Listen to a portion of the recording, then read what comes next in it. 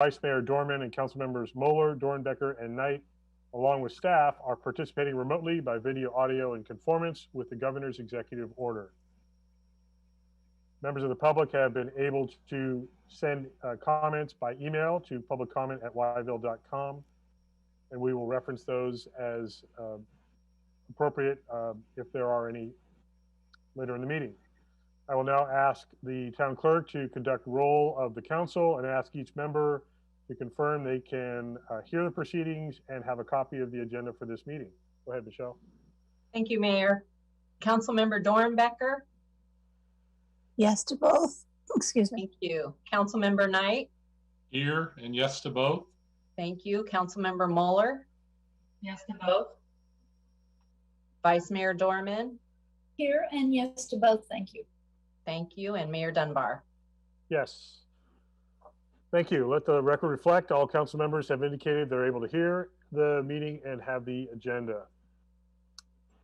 Before we proceed with the agenda, I'd like to inform our viewers that any vote taken during this teleconference meeting will be taken by a roll call vote of the town clerk, as you just heard.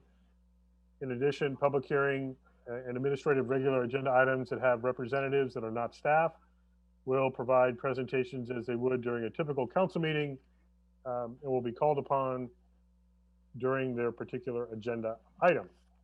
So with that taken care of, if you would all please join us in the Pledge of Allegiance. I pledge allegiance to the flag of the United States of America and to the republic for which it stands, one nation under God, indivisible, with liberty and justice for all. Thank you.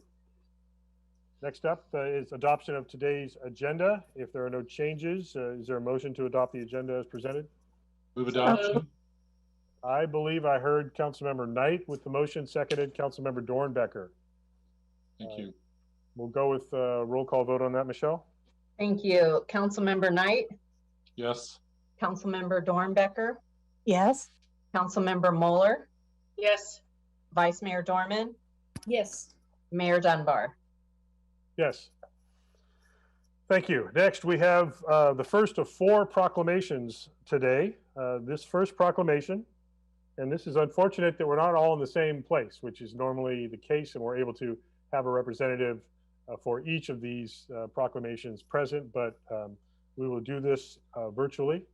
The first one is a proclamation in recognition of LGBTQ Pride Month.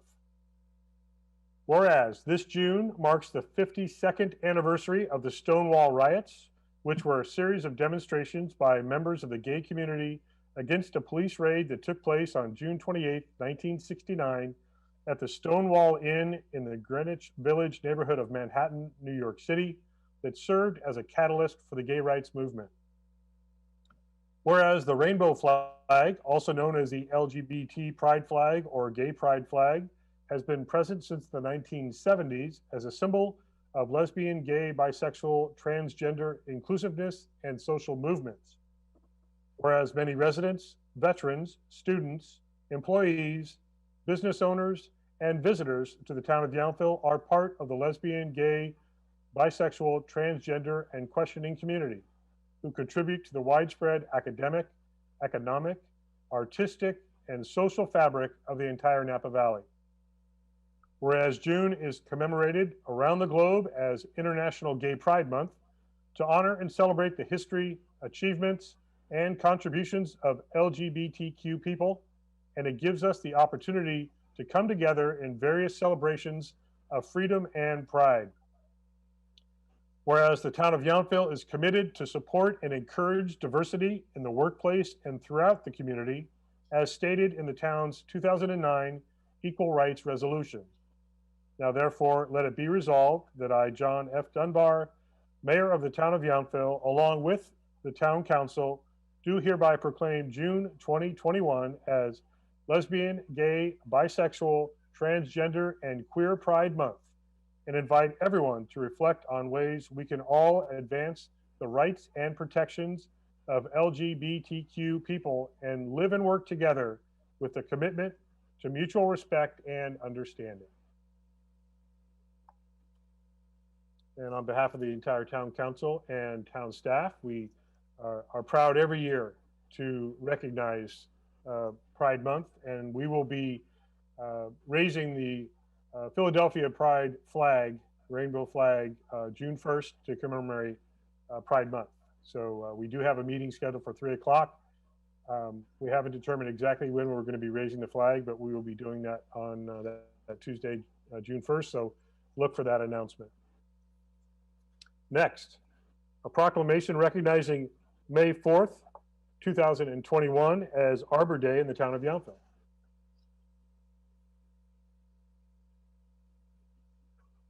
Whereas in 1872, J. Sterling Morton proposed to the Nebraska Board of Agriculture that a special day be set aside for the planting of trees. Whereas this holiday, called Arbor Day, was first observed with the planting of more than 1 million trees in Nebraska and is now observed throughout the nation and the world. Whereas the state of California recognizes Arbor Day March 7th. Whereas the town of Yountville takes great pride in the many trees that bring many benefits to our community, including our schools, parks, and neighborhoods. Whereas the community continues to place great importance in the planting, care, and preservation of trees throughout the town of Yountville. Whereas the town of Yountville will plant new trees this month. Now therefore be it resolved that I, John F. Dunbar, as mayor of the town of Yountville, do hereby proclaim April 30th, we'll say April 30th, 2021 as Arbor Day in the town of Yountville, and continue the celebration throughout the month with the planting of trees. And even though it's May 4th. So we're gonna go with that. Every day is Arbor Day in Yountville. Next is a proclamation recognizing May, the month of May, as Public Works Appreciation Month. And if anyone is out there that's watching and listening, recognizes everything works out there infrastructure-wise on our streets and our parks and our neighborhoods everywhere, it's because of our Public Works Department. So this is a proclamation declaring National Public Works Month for May 2021. Whereas public works services provided in the town of Yountville are integral to maintaining buildings and infrastructure, as well as providing a healthy, comfortable, and safe environment for residents, visitors, and businesses. Whereas the skill and experience of our town of Yountville public works staff are integral to the quality and longevity of town facilities and systems, the natural beauty of parks and open space, as well as the planning, design, and construction of a significant number of capital projects. Whereas support of municipal services include water, sewers, streets, public buildings, and solid waste collection, all critical to the operations of Yountville's Public Works Department. Whereas our public works staff prioritize service to Yountville residents, visitors, and businesses, regardless of the timing or natural conditions in which they work, including during wildfires, floods, power outages, severe weather, and other challenging and dangerous circumstances. Whereas the dedication and professionalism of the public works staff have been magnified throughout this past year during the COVID-19 pandemic, as they set aside personal obligations at home to maintain uninterrupted service for our residents and businesses. Now therefore be it resolved that I, John F. Dunbar, Mayor of the town of Yountville, do hereby proclaim May 2021 as National Public Works Month. I ask all citizens and civic organizations in the town of Yountville to recognize the contributions our public works staff make every day to our health, safety, and high quality of life. I don't think you can see it with my virtual background, but there it is.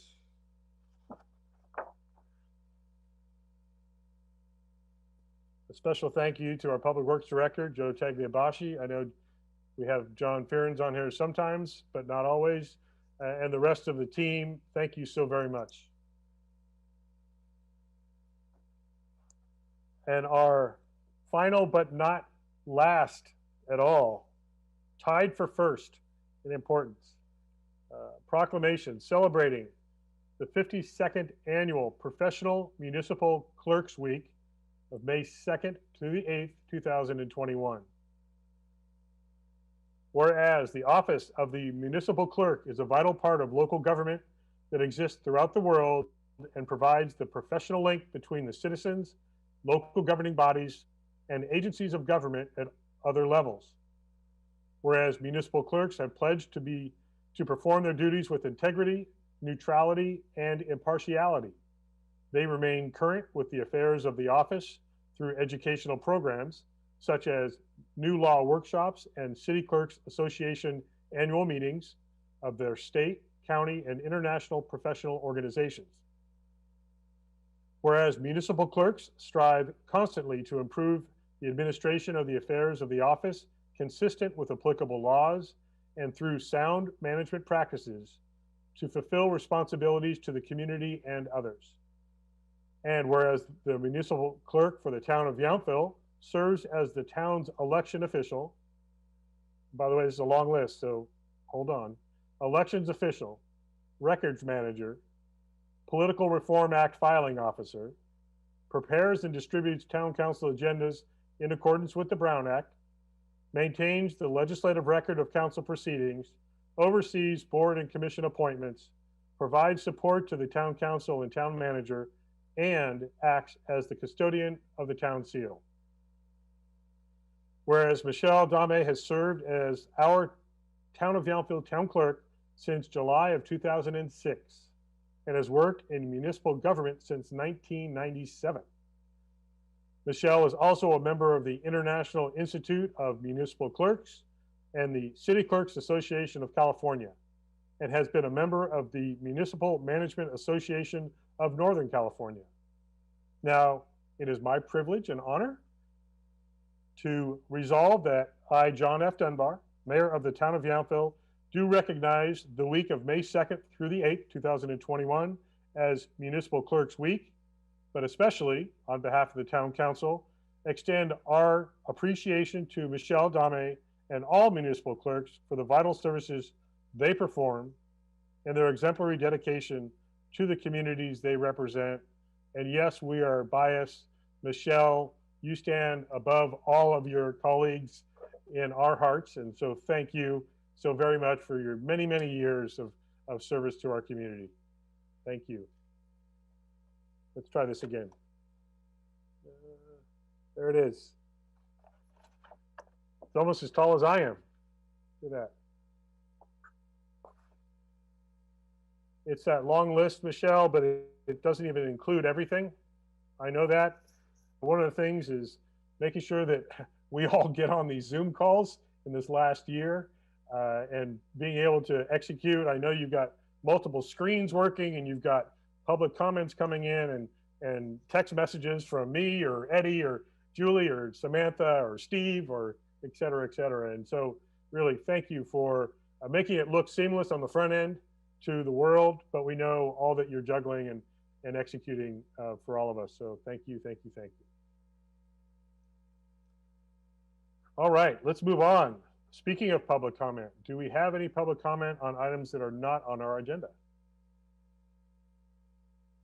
Oh, I need to have you on mute so I can hear you, Michelle, after all Thank that. you. No, we don't. Thank you, Mayor.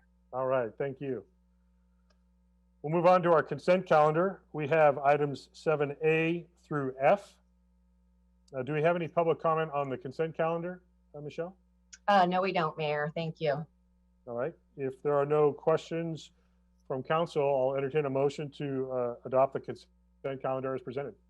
So moved.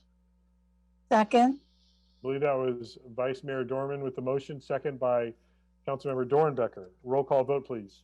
Thank you, Mayor. Vice Mayor Dorman, Yes. Councilmember Dornbecker, Yes. Councilmember Knight, Yes. Councilmember Moeller, Yes. Mayor Dunbar. Yes. Thank you. And I need to get my participants window open here to see if we have our next presenter with us. I'm not sure if we have. I don't see Hillary. Is she hiding? Ah, there we go. We've magically made her appear. Thank you. The next item is a presentation from Hillary Tripp, our chair of the Measure S Affordable and Workforce Housing Oversight Committee, to give us an update. So Hillary, welcome. And before we get started, I'll also remind you to unmute, but I want to say thank you for your volunteering at the vaccination clinic. I got to see you yesterday morning as I got my second shot, and I want to thank you along with the many other residents in our chamber folks that helped put that on for our community. So thank you very much. And now we look forward to your committee update. Thank you. I'm going to just check with Celia to see whether the slides get put up on the screen or just how that works. Yes, thank you, Hillary. I think that the town clerk will be running the PowerPoint presentation. Okay, so as great. you go along, just let her know next slide and she'll move it along for you. Okay, well, we'll start with the first, the title slide. I believe Eddie is going to take care of that, right, Eddie? It is coming. My computer is moving. Wonderful. Well, that's okay. I can get started, Eddie, while you get your slides up. So just to introduce myself, and good afternoon, honorable members of the Town Council. My name is Hillary Tripp, and as chair of the Measure S Affordable and Workforce Housing Committee, I'm going to be providing a very brief update on the activities of the committee. So I'll move on to the second slide. I'm sure, as you'll see on the second slide here, that the town council members are familiar with the committee, but I'll just give a brief statement of the purpose of the committee. It was established as part of the additional 1% transient and occupancy tax measure passed by the voters of Yountville in 2018 to create funding for affordable housing and workforce housing. And the language of Measure S required the establishment of such an oversight committee. And the role of the committee is primarily to review the expenditures made by the town in support of affordable and workforce housing and to confirm that those expenditures meet with the intent of the ordinance. So the committee was, folks applied to be on the committee, and we were selected by the council. And the volunteer committee members are myself, Terry Moylan, who's serving as committee vice chair, Whitney Diver McCoy, Patricia Bartisono, and Richard Board. So I'll now just quickly go through our 2 meetings that we've had of the committee, and that would be on the next slide, please. Our first meeting was in October of last year. We all took our oath of office and then established the terms of office for the various committee members. 3 members will serve a 2-year term through October of 22, and 2 members will serve a 1-year term going through October of 2021. We had opportunity to meet the staff, and our main point of contact, who has been extremely helpful, is Director of Finance, Cecilia King, working, of course, under the city manager and the council. And we reviewed the potential uses of the funds and also the status of the collection of the fund as of last October. And then we did meet again in March of this year, which is the next slide. And again, we had an opportunity to review the fund balances and review the roles, and also have an update on the status of different types of efforts that could be made for affordable and workforce housing, and then planned for the provision of this update today to the City Council. And now the next slide is probably the moment everybody's been waiting for, which is, what is the fund balance? And the fund balance as of March 31st, 2021 is $928,760.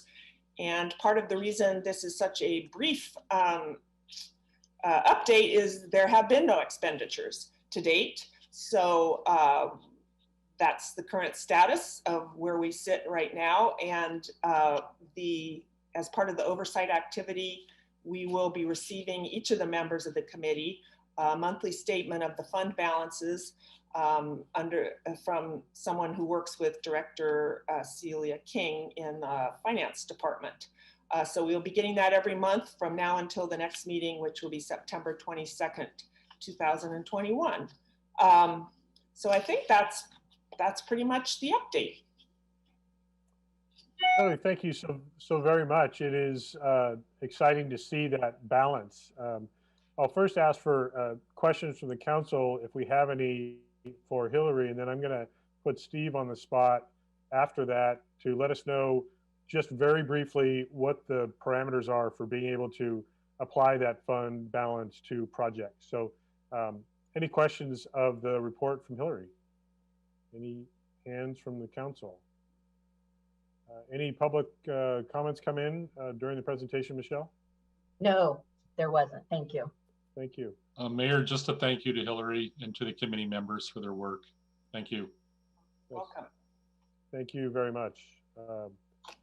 And thank you for recognizing your fellow committee members as well.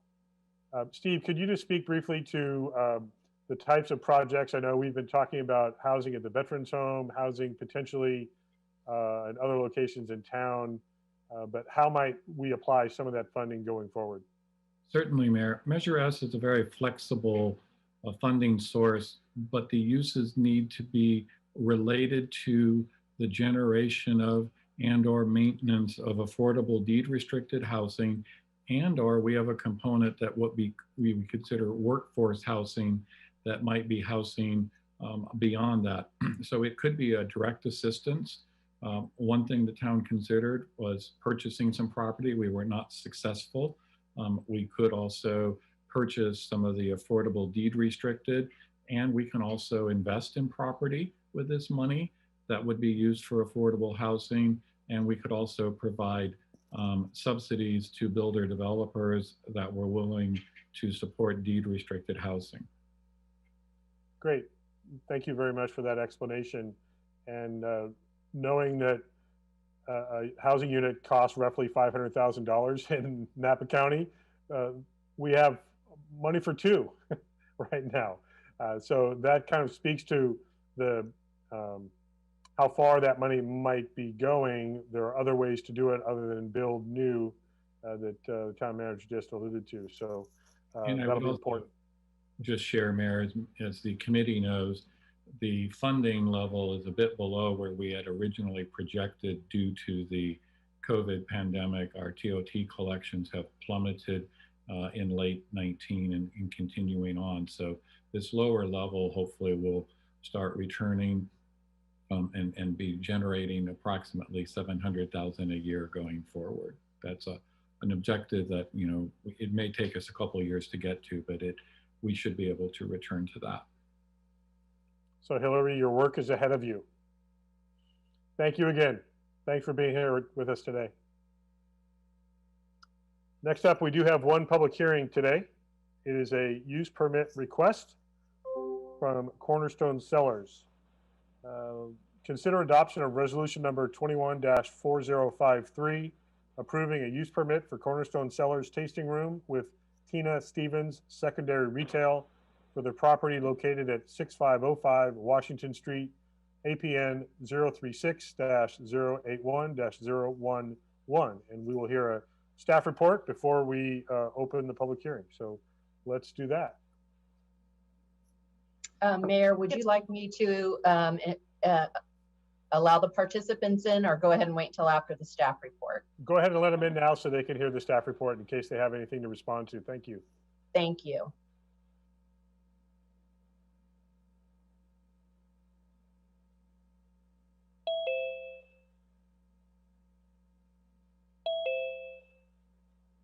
Welcome to our guests. We are about to hear from Sandra Liston on our staff report, and then we will be welcoming your comments and potentially asking questions after the staff report as part of the public hearing. So again, welcome, and I'll go to Sandra.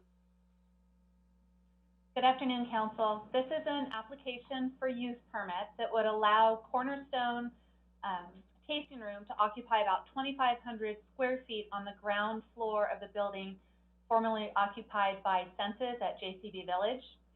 And Cornerstone operated a tasting room here in town from the years 2008 to 2017, and it's interested now in reestablishing that tasting room presence.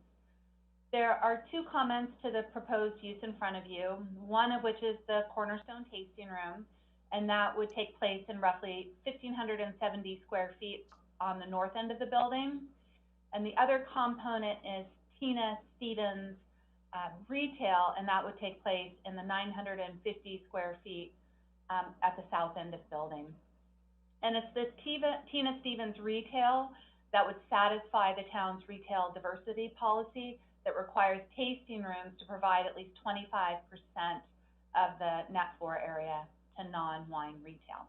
So I'll discuss each of the two uses separately. The first being Cornerstone, and it would be a wine tasting room with 20 indoor seats, both in the main tasting hall and at the VIP area off to the side, as well as 16 outdoor seats in the interior courtyard on the west side of the building. The proposed daily hours of operation would be between 11 a.m. and 6 p.m. in the winter months, and we're defining that by resolution as November through October and until 7 p.m. in the summer months of May through October. The applicant indicates that it would need 2 staff members from Monday through Thursday, increasing to 4 staff members on Friday, Saturday, and Sunday. And the wine tasting use includes both flights of wine for tasting, as well as either glasses or bottles of wine for on-site consumption. Food pairings are also a component of the proposed use, and the options are to provide a cheese plate, a charcuterie platter, and small bites prepared by a yet-to-be-identified Yountville restaurant. And all food pairings would be prepared by an off-site caterer, and they would need to be ordered 24 hours in advance, really at the time a reservation is made, because the food is not prepared on site. And so walk-in guests wouldn't be allowed to or permitted to order. It simply wouldn't be available. The applicant is proposing a total of 14 special events in 4 separate categories, the first of which would be private wine club events, and there would be 4 of these for up to 75 people, occurring in the months of March, May, September, and November. They would occur over a 4-hour window to limit total attendance at any one time, and they would feature catered appetizers and occasionally an acoustic artist. They're seeking 2 wine release parties for up to 100 people in the spring and late summer, and again, this would be spread over the course of a day and would feature catered appetizers. They are seeking 4 VIP winemaker dinners with multiple courses for up to 20 people, and 4 artist receptions associated with arena galleries, and these would include past hors d'oeuvres. They would occur late in the afternoon and evening hours and ending by 9 p.m. And these events would occur mainly indoors with limited use of the back courtyard, and they're generally going to take place during the daily hours of operation, although they're seeking permission to extend until 9 p.m. on the 14 dates they're seeking approval. And the last component of the use is the secondary retail component, which satisfies the standard for tasting rooms that they provide some level of non-wine retail, and it's satisfied with the Tina Stevens retail boutique. But it also includes 2 Tina Stevens display areas within the tasting room itself, as well as the arena artwork, and that will be artwork on the walls and sculpture as well. Now, the Tina Stevens use is a woman's retail clothing boutique, and it would be partitioned from the tasting room with a freestanding shelving unit that doesn't go to the ceiling, and it allows the free flow of customers around either side of it so that the 2 spaces are integrated into one. However, customers could also gain direct access to the business from the storefront entry on the east side of the building. And that allows them to enter the business directly rather than going through Cornerstone for customers that are not doing wine tasting. The hours of operation would be the same as Cornerstone, and the staffing for Tina Stevens would be 1 person daily with 2 people on Saturdays and Sundays during the peak season, which we're defining as May through October. So the first question for the council is whether Yountville has enough tasting rooms. And we're raising this because it's a concern or sentiment of the community that we've heard from time to time that we may have reached this tipping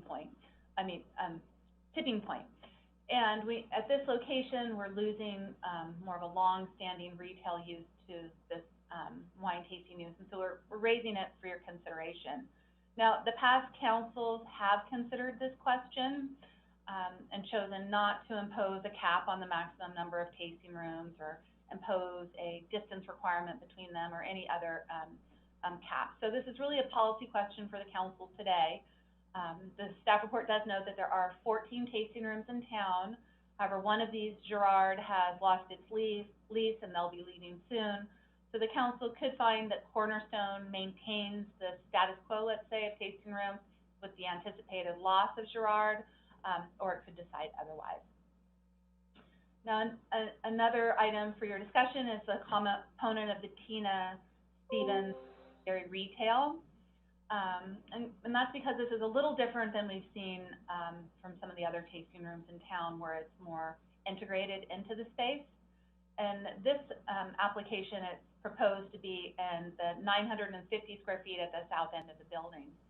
And at that amount of square footage, it represents roughly 38% of the overall building, which is far above the 25% that is required. And it's unique in that way. And I mentioned earlier that it would be partitioned from the Cornerstone space, but this allows views into the retail area, it allows access into it, and it's not a strict separation. But I do want to call out for your attention that the retail diversity policy provides that secondary retail products shall be located within the retail space, and in this case, the tasting room, as is practically feasible and not segregated into an area that can be closed off.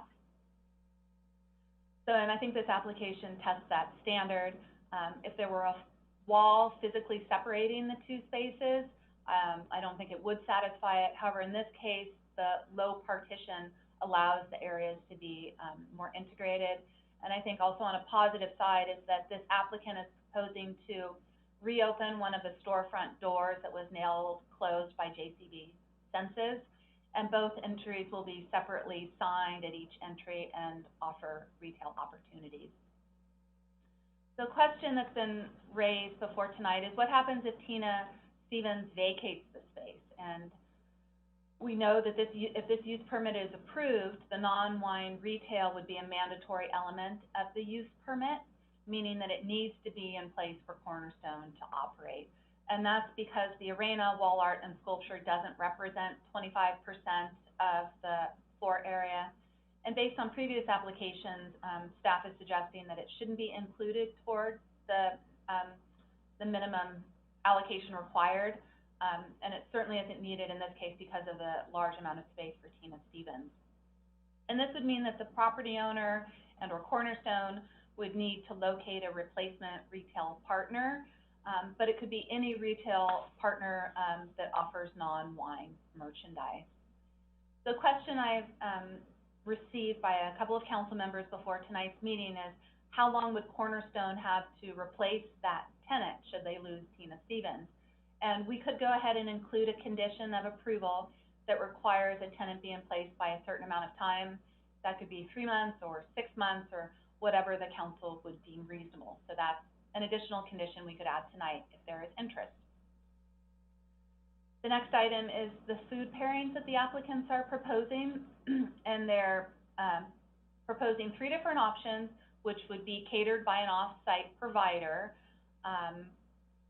And they're really intended to highlight certain qualities of the wines being tasted. However, I want to state that this is somewhat of a low standard because it's generally accepted that, you know, more mild flavors pair with the white wines and stronger flavors pair with red wines. And it's not really this scientific calculation. And so for this reason, we see several wine tasting in rooms in town doing cheese and charcuterie plates, just like this applicant is proposing. So very common. This applicant also wants to partner with a restaurant to create 4 different bites that pair with their wines. And this is where it gets a little harder to draw the line between a food pairing and a small appetizer, one of which is allowed and one which isn't. And the applicant has shared photo examples of onotri, which illustrates this point.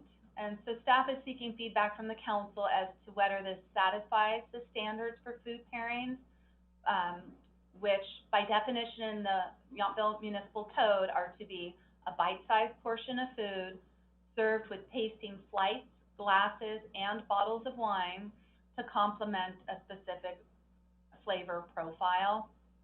And they cannot be purchased individually, and they are offered free of charge or as an add-on. And that is how the applicants have presented the food pairings for you today. The next item that I'll mention is the use of the outdoor space, and the applicants would like to use 16 seats in that interior courtyard, and they'd be for use during the daily hours of operation, so up until 6 p.m. in the winter and 7 p.m. in the summer, and potentially until 9 p.m. on the 14 days that they may hold a special event. And the applicant's project narrative, I have to admit, came in at the 11th hour and without prior notification to staff, so we didn't have much of a chance to analyze it in the staff report, although we did note some concerns with parking. And outdoor seating is considered a use area to which the parking standards should be applied. And in this case, there's no unallocated spaces in the lot that could be used for this expansion of use. But there are a number of options open to the town council in considering this. One is you could deny the outdoor use for failure to meet the town's parking standard. You could grant a reduction in the number of required parking spaces based on the provision of the Yountville Municipal Code that grants the council the authority to increase or decrease the number of parking. One of the reasons that you could consider would be that this is a joint parking facility. And then you could consider whether the program that allows existing tasting rooms to expand to outdoor use areas without providing additional parking, whether that should be applied to this project. However, I caution that that program that I referenced and that was applied to JCB Census recently when they received approval for outdoor seating is that it applies to existing rather than new tasting rooms. And so those are options before you. If the council does allow the outdoor use, the applicant would be required to satisfy requirements of the Department of Alcoholic Beverage Control as to control of the space. They would have to provide safe and adequate ADA access past the tables and through the courtyard, and there's a condition to that effect. It could only use the outdoor area for regular operations until 6 or 7, depending on the time of year, until 9 for the 14 special events. And at this intensity, the outdoor use is consistent with the standards for the district, for the primary commercial zoning district, and staff would not anticipate any concerns, even related to noise, given these parameters. So the last item I will touch upon is employee staffing and the associated parking impact. And the applicant asserts that it only needs 2 employees from Monday through Thursday, with 4 for the Friday, Saturday, and Sunday weekend times, to serve 20 indoor seats and 16 outdoor seats. And based on the staffing models for different tasting rooms, staff believes this number may be low. When we've pressed the applicant on it, they've assured us that these numbers are correct. So we have included some conditions of approval to address this, one of which requires them to enroll employees in the employee parking management program, and then to submit certified employee payroll records so that staff can track whether the employee count is steady or whether it's increasing.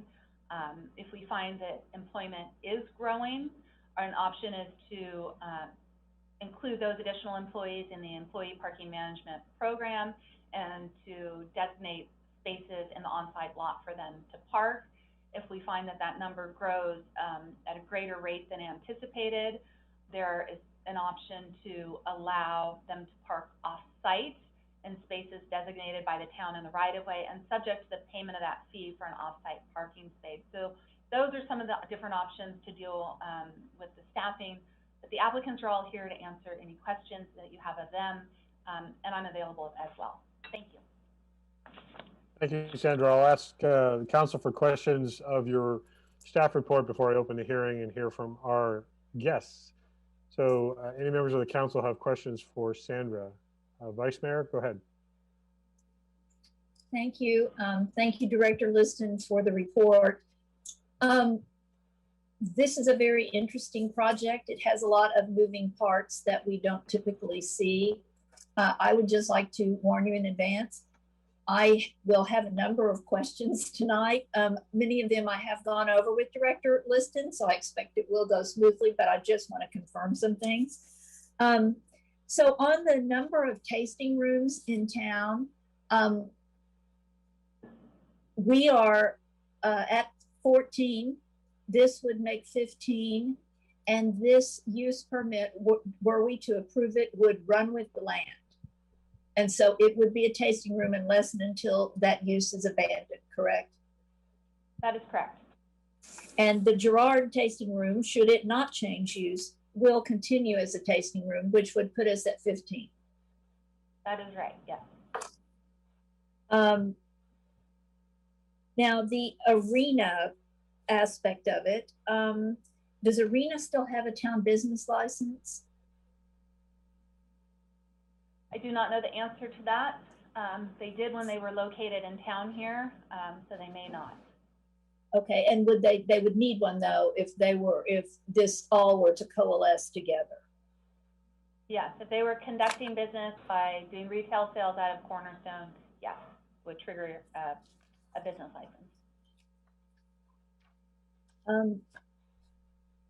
The reception area looks like it has 4 seats planned. Are those counted as tasting room seats? How do we control that, or do we count those or not?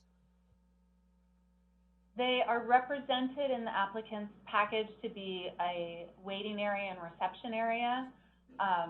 I don't know if anything would prohibit them from using that for tastings unless it's included as a prohibition in the resolution. And one reason I say that is that the parking standard for the use is based on a retail standard, which is 1 space for every 300 feet of floor area, rather than the number of seats provided.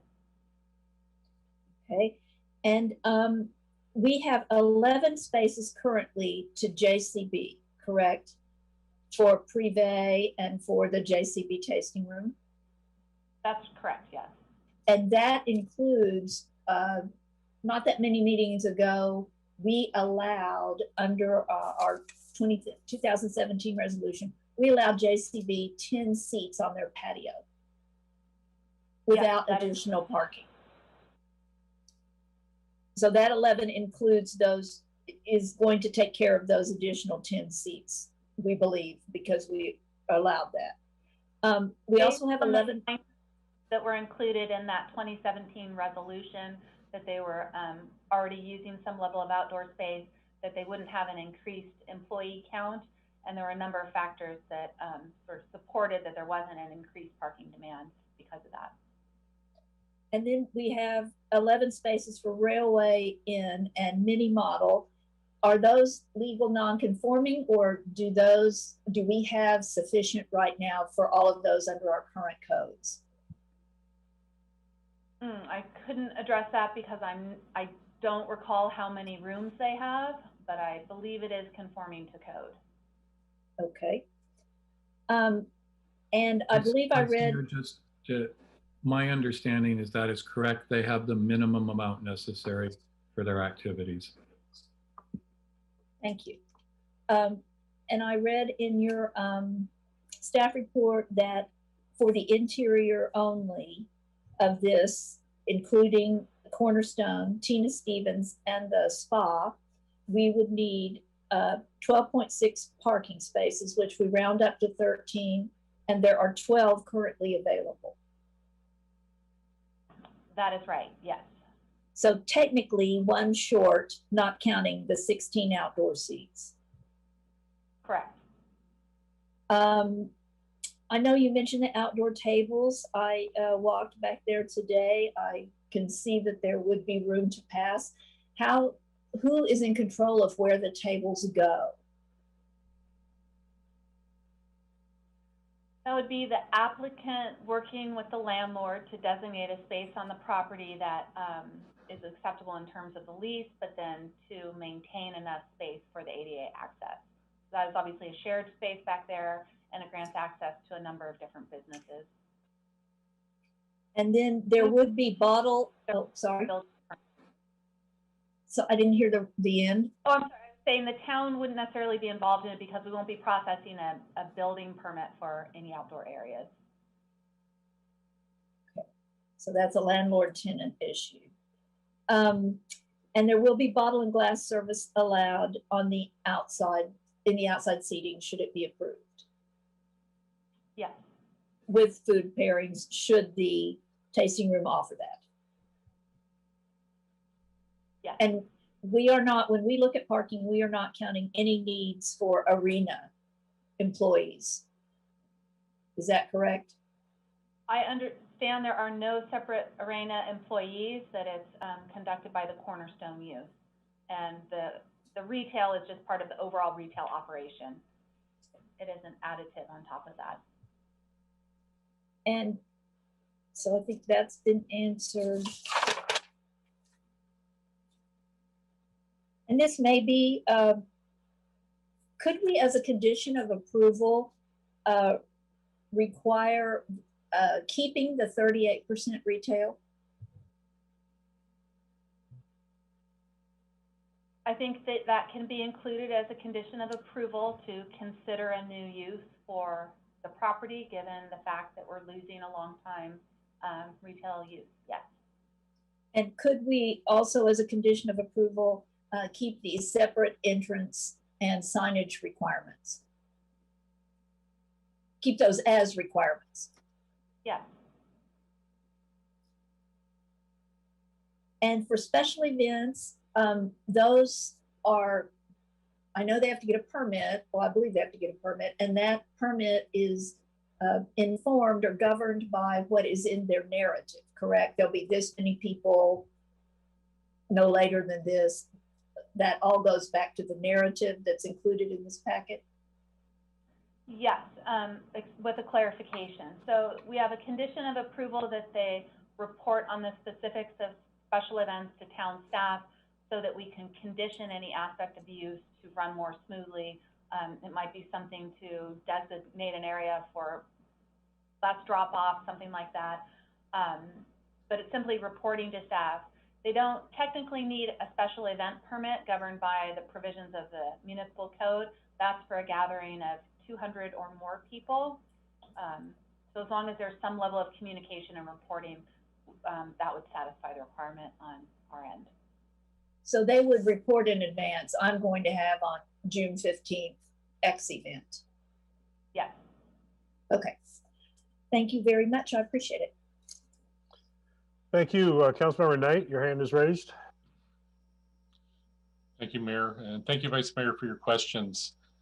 So I had a few questions. I did pose a couple of questions to our planning director, and one of the first things that eventually I would like to come back and maybe talk with council is your points about a condition that may be important to add. That this is kind of a unique setting where most other wine tasting rooms that had a retail diversity added to their open space, they seem to control that product. And in this condition, it's a separate, that while it's a separate business sharing the space. So I think it's important to maybe for us to consider a condition of a timeline if that secondary retail left, a timeline for replacing that use. And I think that would be a good idea. I also walked the area today and notice in terms of, I understand what the Vice Mayor is saying about the space, but also walking in the back parking lot, I can see that there is a garbage enclosure there that appears to, there is some waste containers there. But it seems to me we're moving to a lot of higher use that with Senses leaving, that's a retail space, we're going to see another business that has bottles and some food. For the planning director, as a part of condition, can we, do we know how often there's garbage service there to create enough containers, especially as the weekend, as Friday comes along and they have a busy weekend? Is trash put out front like many businesses and the recycling is just in the back, or do you think we need additional service on that site? I don't know how often trash and recycling are collected from that facility. The enclosure is off of the rear parking lot, so it occurs off of the Mulberry extension. I think that we could include a condition that that Upper Valley Disposal collect on a frequency so that it doesn't back up and create a problem, or even add additional pickups if necessary. Is there other garbage service or waste service put out front for those current businesses, or is it all stored and collected in the back property? It's all stored and collected in the enclosure at the rear. And I thought that they were dumpsters, but it sounds like you're referencing toters that are on Washington. Well, I'm just not sure if, I mean, if that's done as well as, I noticed there's a large container in the rear parking for probably bottles and recycling, but I would anticipate there'd be a lot more waste, food waste and other, and more bottles. And so I would want to be sure we weren't creating a situation that it may be worth considering a condition to be sure there's enough visits by Upper Valley Disposal to take care of that waste. Council member, I think Town Manager Rogers is going to speak to this. So we have to be very careful about conjecture about how much waste is being and how it's being distributed. So Steve, if you have the actual facts, that would be helpful. I have in following the thought line, by observation, they do bring out toters on Monday and put them in the street right away. So it could be that we have a condition to evaluate whether they should, based on the new waste load, look at going to bins. And or we could also include a requirement that the toters, if used, are placed on Mulberry and not in the parking spaces on Washington. So those are something for the council's consideration. Steve, are you sure? Are those bins still out there since the Atelier went away? Yes. It wasn't associated with the food products? No, because those were all intermingled with the JCB waste stream. So it might be reduced a bit since Atelier went away, but the toters are still out there, both on the, especially the recycling and brown toters. Okay, continue, Councilmember Knight. Yeah, thank you. And Mayor, it was just observation and some conversations with people on site that there is a lot of recycling occurring now without the current applicants adding to it. So I think it's something worth considering for a condition. Another one quickly is, another one is our economic recovery program. This is a new business, but we have a program that will allow businesses to exceed their use permit through June of 2022. Is a new this question for whoever would want to answer it. Is there an allowance for a new business in town to use that opportunity, or is it something we can condition and address in the use conditions for this application? Councilmember Knight. Intended to address existing businesses when COVID hit, so we could include a condition addressing that in some manner today. So it's the economic program was designed for businesses in place, and so in reviewing this use permit, we could add a condition to restrict their use of that program. Is that what you're saying, Sandra? Yes. Okay, thank you. The other one is just consideration, the fact that this is in a historic building and that there will be new signage. And I'm not sure what our signage rules are currently, but I would hope that a condition would be that these signs are historic, that when their new signs are put up, that they're historic, that they match the character of the building, that we don't see internally lit signage, that if they are lit, they're lit in a, you know, from lighting that's projecting back. But, and so I'm just want to be sure that whatever changes there are in terms of that in the front setbacks of this building, that we honor the historic character of the building. And maybe just the last question would be about parking, a general question about parking again, and employees that planning director, if you could just address again quickly. So as I said, it appears there is an intensification of use because this is a wine tasting versus a retail that was there before. What are the options that we consider again if we understand that there will be that employee parking might exceed the current allowances? What are our options to allow the use if those employees, the number of employees do increase in the future?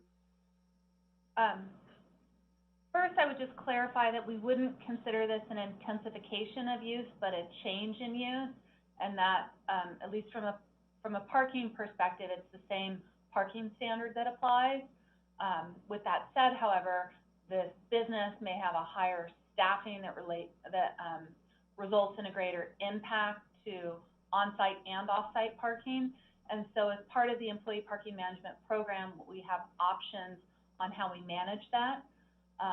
Based on the number of employees that they've represented in the application, we believe that all of those can be met on site during the shift.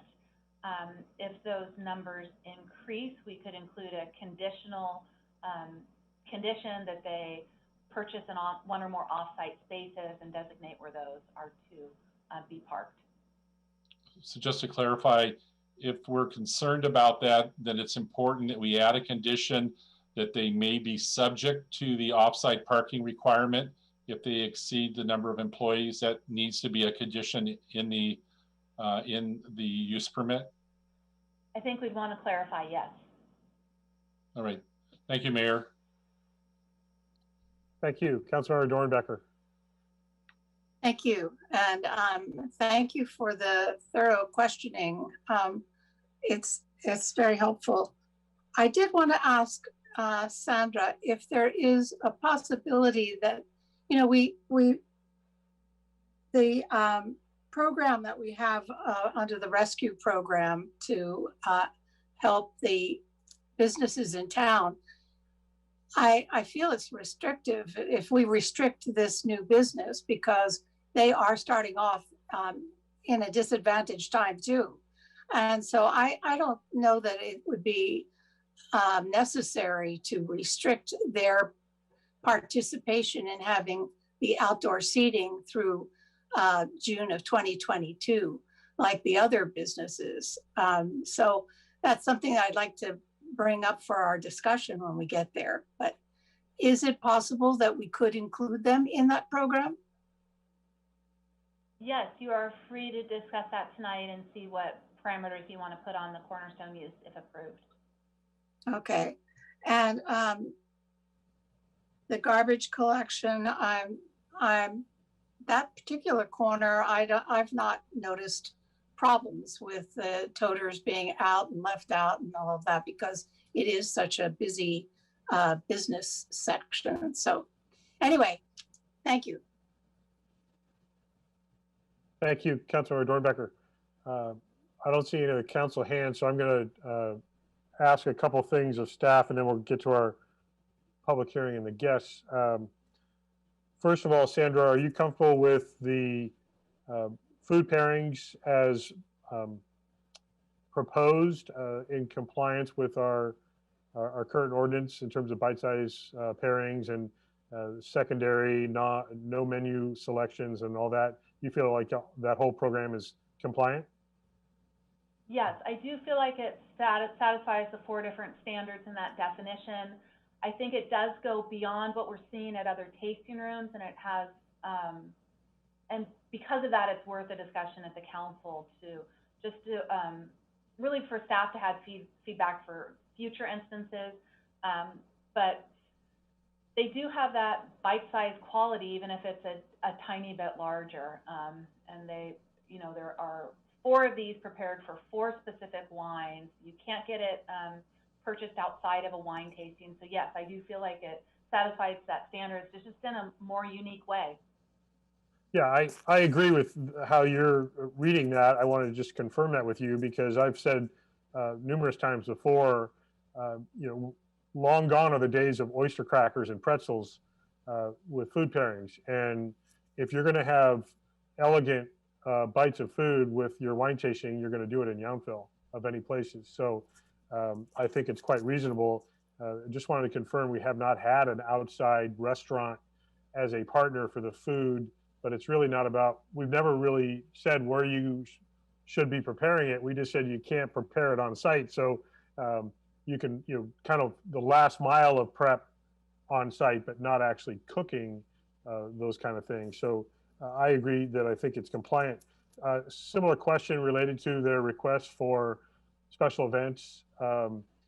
Mostly I'm anticipating club member events, things like that. You feel like all of that is is consistent with what we are already doing with our other tasting rooms? Very much so. And I would say that the number of events requested by this applicant are far fewer than what other tasting rooms have requested and the council has approved. Those are more in the range of 30 or more a year. So this seems reasonable, yes. Right, thank you. Do we need to have any kind of traffic plan? I know we've done that in some places where space is limited for those guests for parking. Do we need to include that as a condition for the largest of the special events, that there is either some kind of shuttle program or off-site parking plan that's presented? Would that be consistent or not necessary? We could add that specifically, although I think I captured that in the condition that requires them to report on the details of each of the events and allows us to condition some type of plan or parking solution. So you've got it covered is what you're saying. Okay. I think so, yes. Great. So there was a reference to the total number of tasting rooms is 15 in town. I want to be very careful that we are not putting the burden on any one particular business to determine whether the, I will say the fair market is saturated or not. To my knowledge, we have never had a tasting room fail for a lack of business.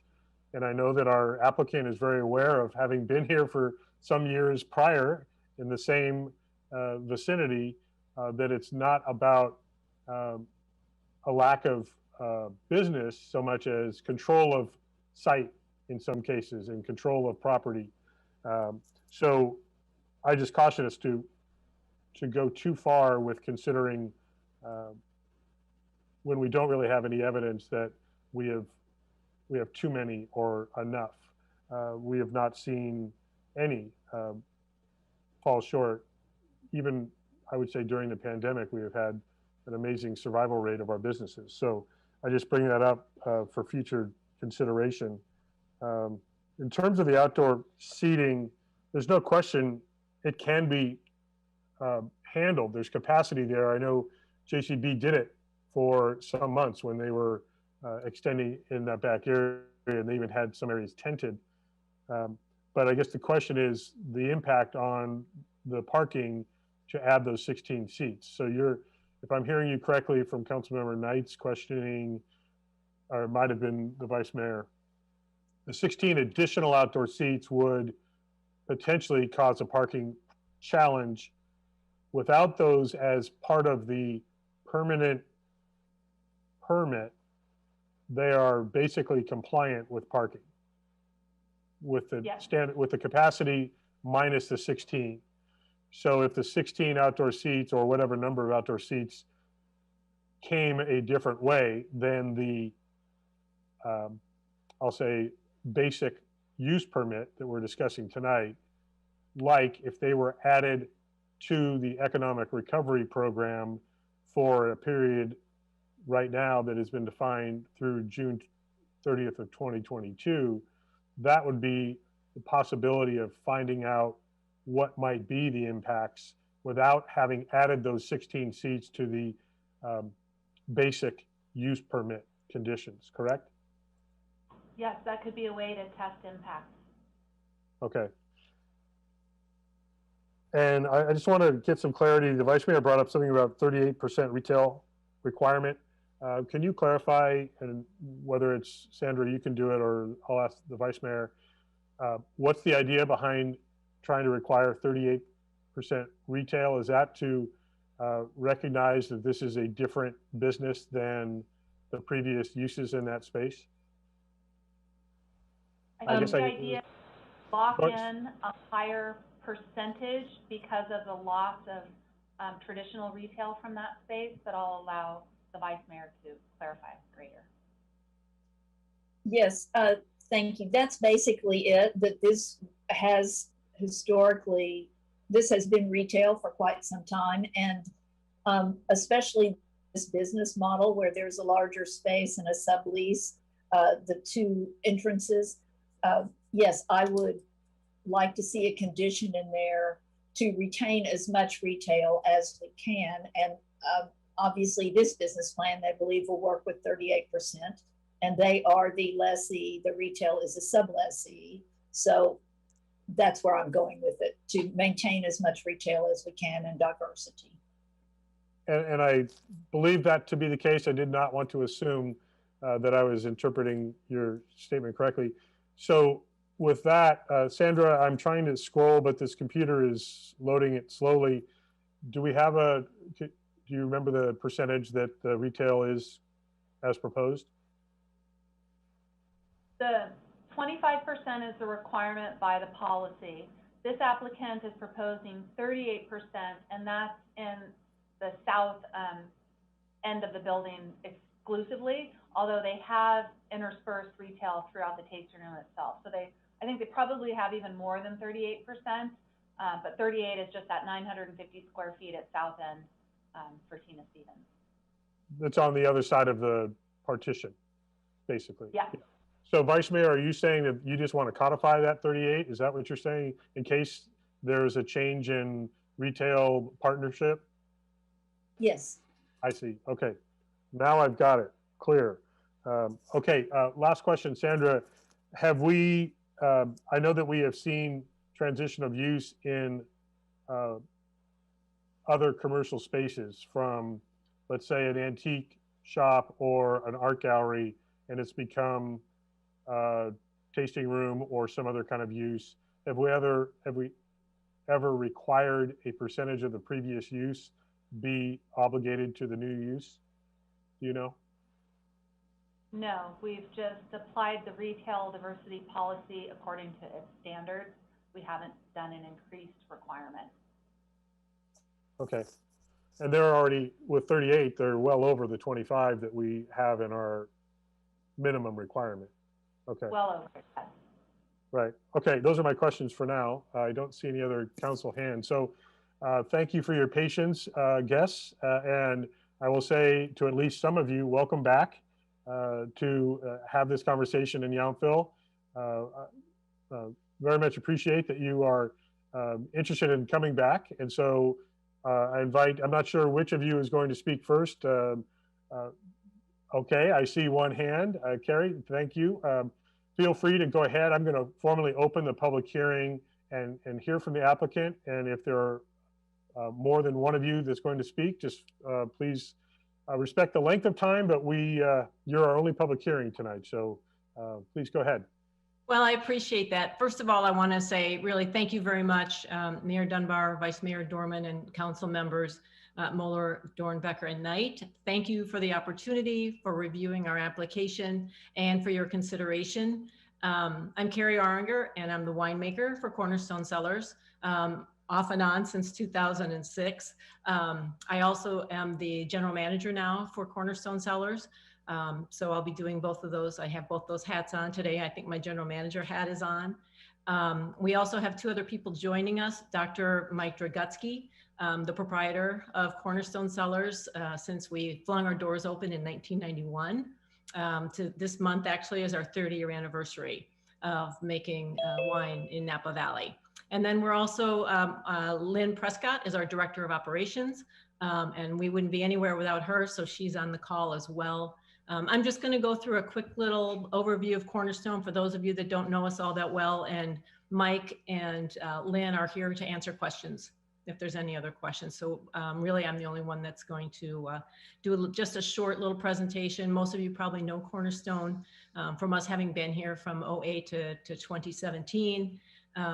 When we left Yountville, we opened up a tasting room in downtown Napa, and we have been dying to get back to Yountville ever since. So we were lucky that this opportunity has come forth, and we're super excited to be coming back home.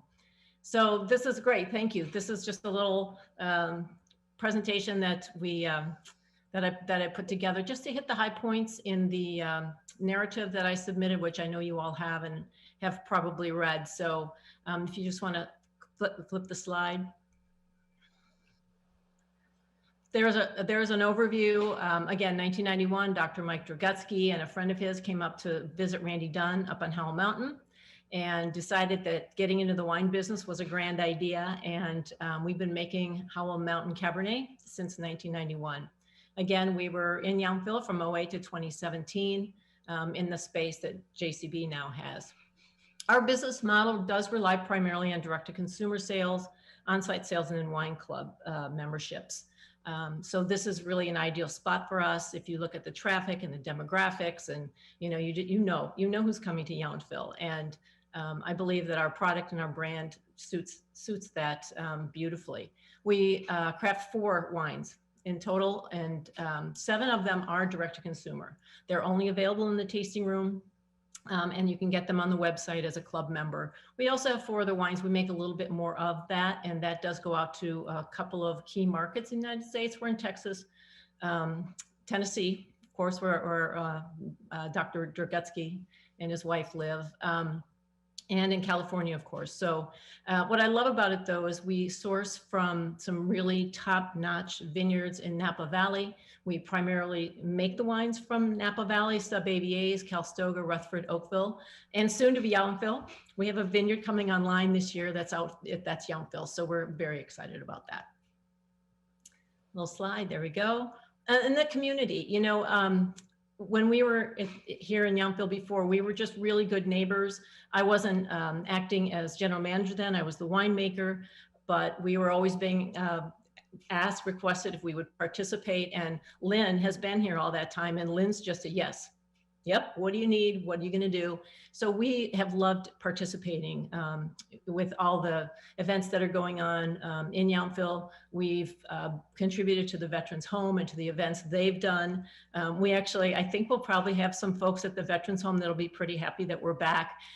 They would stop in on a regular basis. Our staff knew them. They would come in and get a splash of this and just come and chat. And it was just really great having them be a part of our community. And then Cornerstone was one of the fire donation centers when they had the Middleton fire.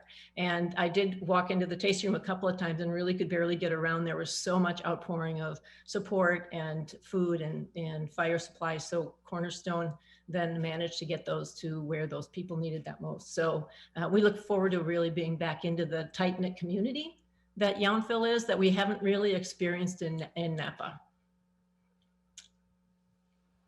I am actually very excited about this. Tina Stevens, they have a great product. I'm actually a customer. I have some of their clothes on today. They're high quality, they're well-made, and they're affordable. And I think they're gonna be a really great asset for town. I think we'll have people coming actually from all parts of the valley to come in and shop here. You can go to their website. They've got a really broad selection of clothing. It's one size fits most of them, and which is great. I'm super tall, and like, I love these clothes. I've been working with Tina now we've been working on this a couple of months, and she's great. She's salt of the earth, but a good business person. She's got locations in some very, very high-end towns. They're in Palm Desert. They're in St. Simon Island out in Georgia. So they've got a track record and they've been incredibly successful. So I'm very excited to have them be part of our project. And while they'll occupy the southern end of the building, we have designated a couple of spots where they're going to do some merchandising and be able to put some other, there's one window in particular that we're going to use for them on our, that's kind of in our main tasting area, so that we can do some merchandising there. So they're just super easy to work with. We love them. So that's the Tina Stevens piece of it. Next one. Arena Gallery. Our director of marketing, Matt, is actually has worked with Arena in the past, and they were anxious to come on board. We originally thought that maybe it would take care of a part of our retail piece, but Tina Stevens really fits the bill much more, really what we were looking for. But we actually also want to work with them. So we'll have some wall space that's dedicated. And if you look on the site plan, you can see there are some pedestals where we'll be able to place some art. They don't have a staff person that would be in our space. Each of the pieces of art has a QRP code on it. You can take your phone and you can just click that and it tells you all the information and the artist and all that. And then we have the hotline. So we will have someone that is interested in the art, that we have someone from Arena Galleries that will jump in and be able to close that deal. So that's how that would work, the Arena Gallery piece. The next one.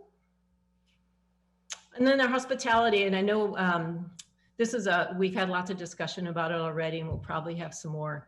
And what I wanted to clarify is we offer a set flight of wines, and if there is cheese or charcuterie offered, it is a cheese that is specifically paired for one wine. So if you look at the 4 flights in the lower tier, the $15 curated cheese plate that we get from Gary's, which they've actually been great working through this pandemic with us, because they all come individually wrapped, and so the guest actually opens them up. They don't even get we don't even touch them. They don't even need to be prepped at all. They come in and the guest just to take the lid off of them, and there they are. And they can't be purchased without a flight. That's not what we're doing. We actually are trying to enhance the wines and have people have an experience. And then the same with the charcuterie platter. Currently, a Notary restaurant is doing that for us, and the chef's very familiar with our wines. We sit down with him. If we switch a wine out of the flight, then we sit down and we pick a new piece of charcuterie or salumi that goes with the wine in particular, as we're changing vintages or swapping out on our wine tasting list. So then there's those are our 2 signature flights. Oh, and then the other couple little pictures at the bottom. We also have some a curated assortment of nuts that we actually supply when people are tasting. If they're not going to order and don't want to do a tasting, tasting bites, we've got nuts that we can offer them as well. And then the other thing we have are some curated spices.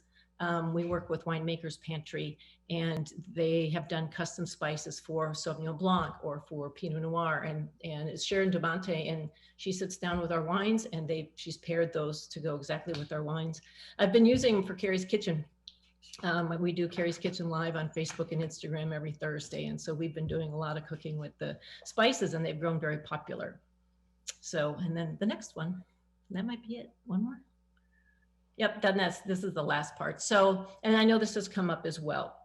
And this is the food and wine pairing experience. We have 4 bites that are paired exactly with the wines. In fact, I've supplied those little printouts in with our narrative. So we know exactly the Hamachi Crudo goes with the Sauvignon Blanc, and we know the Arancini goes with the Pinot Noir. So just to be clear that they really are for that specific wine, they have to be ordered in advance. Our tastings are $40 a flight, and it adds another $40 on, so it's $80 a person to do the Notary wine and food pairing, and again by reservation only. So they've been very successful. We would love to do this in Yountville. And it says yet to be determined local chef, because logistically, I'm not sure how we'll work that out yet.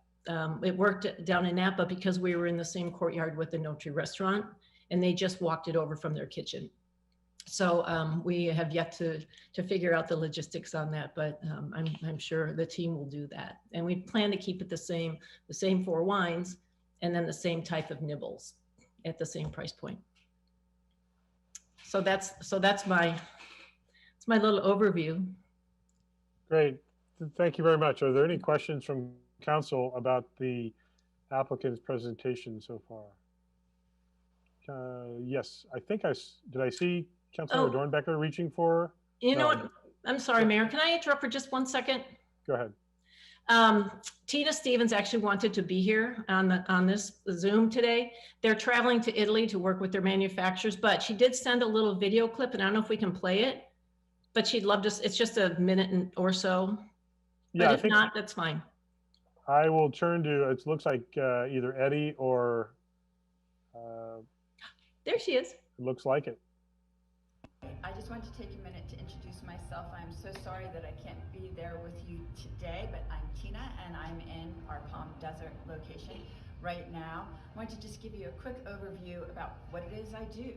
So in my boutiques, I design everything that's in the boutiques. The whole idea behind it is travel-friendly lifestyle clothing. However, that kind of encompasses a big range. Really, the most important thing is that we get to a certain point in life where, you know what, we want to look good, but we're not willing to sacrifice comfort. So yeah, I do a lot of that kind of stuff. Nice, stretchy, comfortable, and easy. All of my Italian pieces, my linens, my cottons, my silks, all of that machine washable, easy to care for. The whole idea of what I like to try to provide is a high-end boutique service, quality product, but at a moderate price point.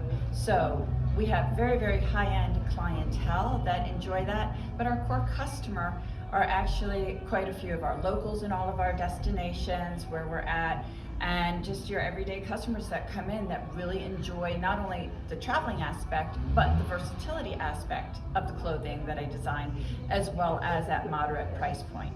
The service aspect is something that is very, very important to me, and because of that, I like to show up personally when we open a new location so that I can make sure our staff is trained to give the service that our customers have come to expect from us, because our customers do travel location to location and will come see us. For example, our Palm Desert customers have mentioned how they also travel up to Yountville and the wine region as well, so we hopefully see some of those folks there.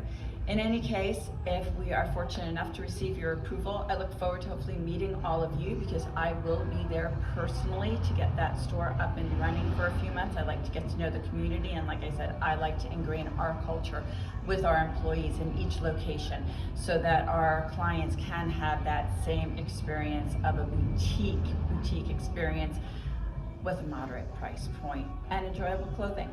So looking forward to meeting you, and thank you again for the time. Okay, thank you. Thank you. I see actually Vice Mayor Dorman has her hand raised. Go ahead, Vice Mayor. Thank you for the presentation. This project has a lot of good things, starting with your name, because it's so almost like mine. So I know. Just spelled a little different. That's right. But you did hear my questions, and I appreciate to staff. I appreciate you sitting through those. I'd like to follow up with you just on a couple of them. The cheese and charcuterie, I think I get the gist of it. How far in advance would a patron have to order? 24 hours. So even for the $15 cheese plate, 24 hours. Well, it's hard to say because of COVID.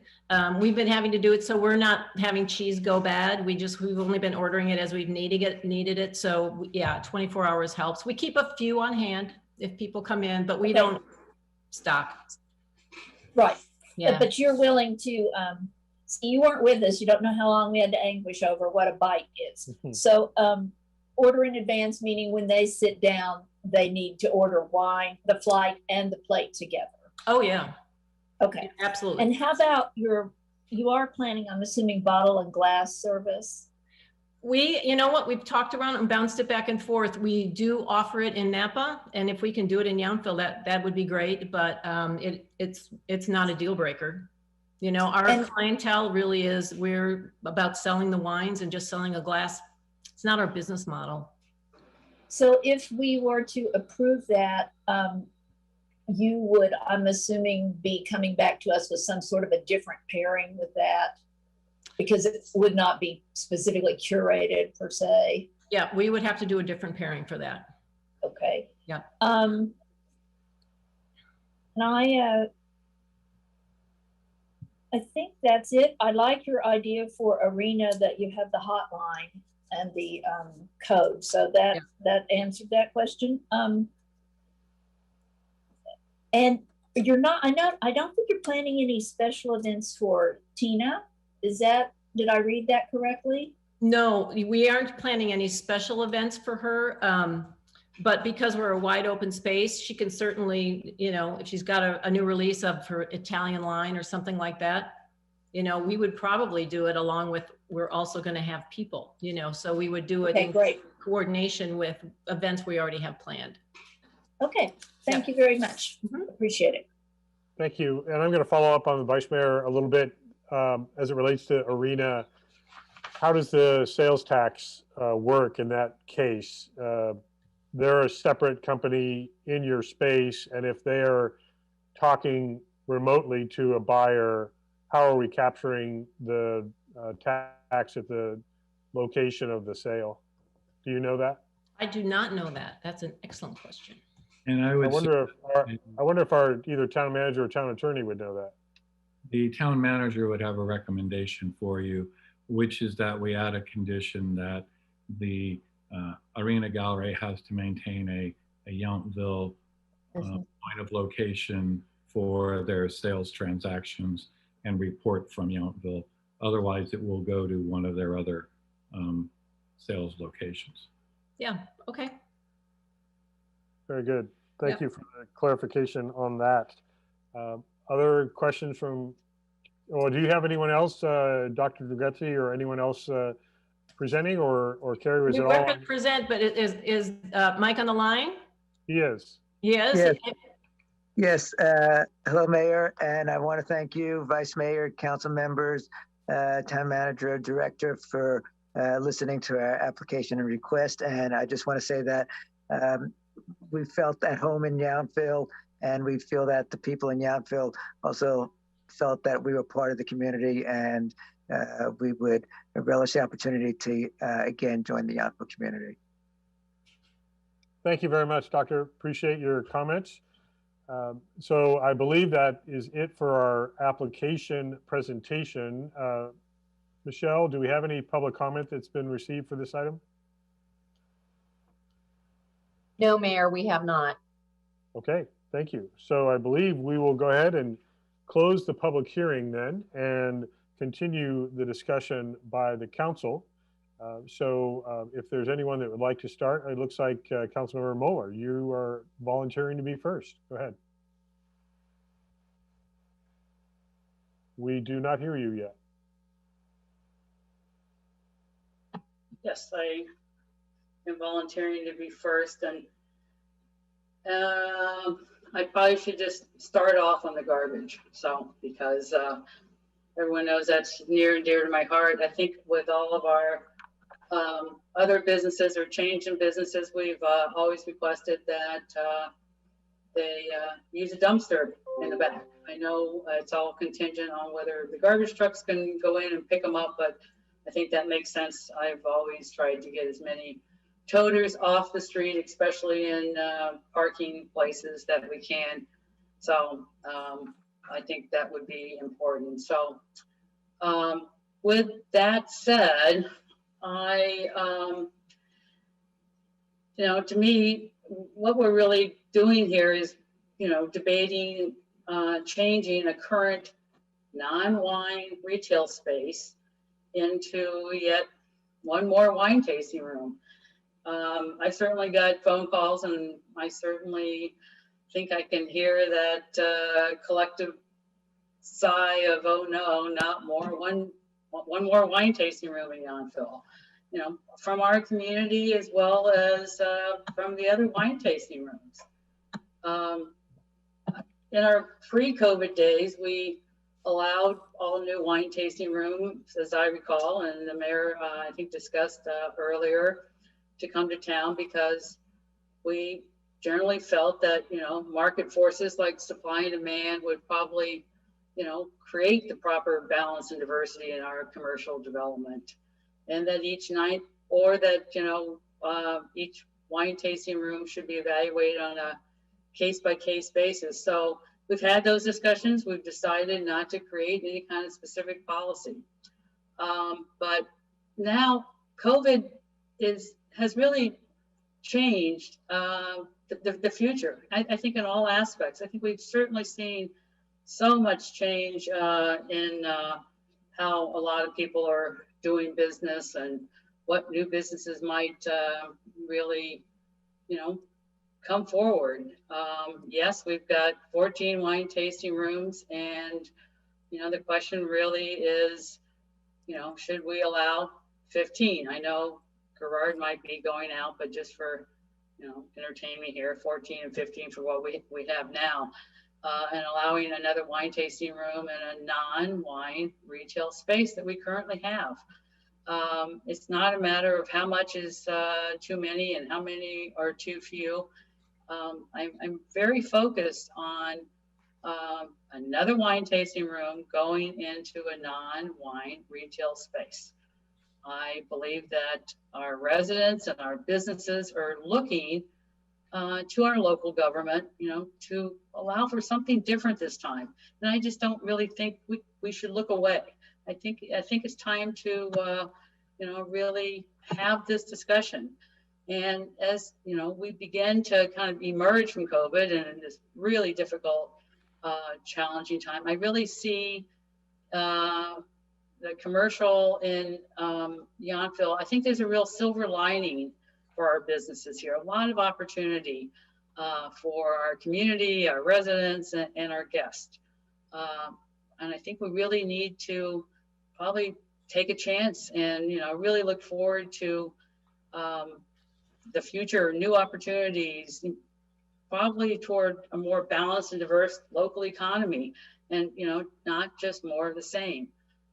It's different, and I'm willing to take a different stance this time. I think we need to really kind of come out of this pandemic probably stronger than we were before. And, you know, we've really taken some great steps in that direction already. We've, you know, we've given a lot of support for the extension of our economic recovery plan for businesses. And that's been a great policy and extremely well received. So I would really like to take a pause in approving another wine tasting room, because I believe, given the opportunity, another type of business will come forward. You know, we are Yountville after all, and I would really greatly appreciate if our landlords could really kind of help drive the rebound in our economy to really kind of come back, you know, better and stronger and more balanced. So I like the clothing component of this application. It's similar, but, you know, very different, and I think might be very successful retail. I would like to see, you know, maybe if the landlord needs to rent it out, maybe add a couple more interesting businesses in there to fill up the space. Another wine tasting room with, you know, custom blended nuts and wall art. I'm just, that's not really what I'm looking for. And, you know, especially wine tasting that, once again, we're dealing with parking. You know, our parking requirements are pretty well laid out. You know, going in saying, this is how many employees you're going to have. And, you know, once we find out you have more, well, we're just going to, you know, change the parking to meet that. So those are my thoughts. Thank you. Councilmember Dornbecker. Thank you. I remember Cornerstone as a wonderful neighbor in our town, very active with many of the events that we you know, host regularly, and we still want to do those kinds of events. And I honestly think that the clothing collection is going to be a big hit. It looks like something that even our residents can enjoy. And I would like to, I feel totally differently. I want to welcome Cornerstone back to the town of Yountville. I think that it's really great that there's 38% retail in the land. And, you know, I can understand the need for a dumpster and I don't think that that's a deal breaker. So I just, I think being part of the parking plan and with the retail clothing element, I think is going to be wonderful. And I'm delighted to welcome you back to Yountville personally. Thank you. Question quickly to Sandra to try to clarify the waste hauling. There is a dumpster in the back parking lot currently. Is it serving all of the businesses in the what is now called JCB Village, also known as Whistle Stop? Yes, that trash enclosure area covers all the businesses in the complex. Okay, so there already is dumpster service and that would continue. There may be, in addition, some recycle bins that the town manager was alluding to that might be in addition to that dumpster, correct? Yes. Okay.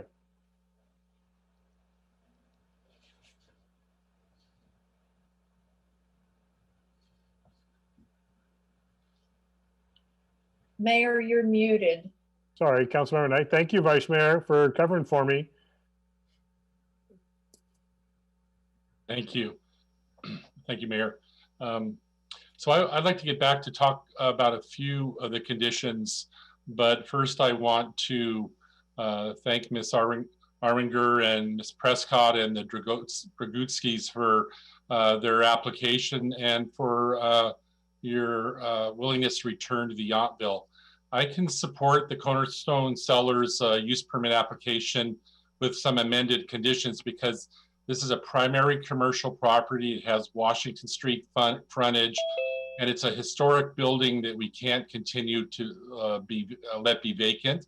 And also, I really appreciate the applicant's efforts to promote retail diversity. But I also don't dismiss or downplay the point that I am supporting the approval of another wine tasting business. My hope in listening with the council members that now that we've completed the general plan and that we're working on updates to the zoning and design documents, that the town council will now consider and discuss investing some time and talent and treasure to work with residents, businesses, the chamber to really investigate future opportunities for economic development and retail diversity. I was reading today that as the City of Napa's Economic Development Division describes it, it's community-driven solutions for town-wide prosperity and improved quality of life. So I support this application. It's important as our business comes back and visitors come back. It's important that this be an active, vital part of our commercial core. And like I said, I want to thank the applicants. And so what I would just like to do is to review at some point some of these conditions so that we can maybe address issues of garbage and whether or not as a part of the parking management program, we should consider inclusion of a condition that off-street parking requirements may be a requirement.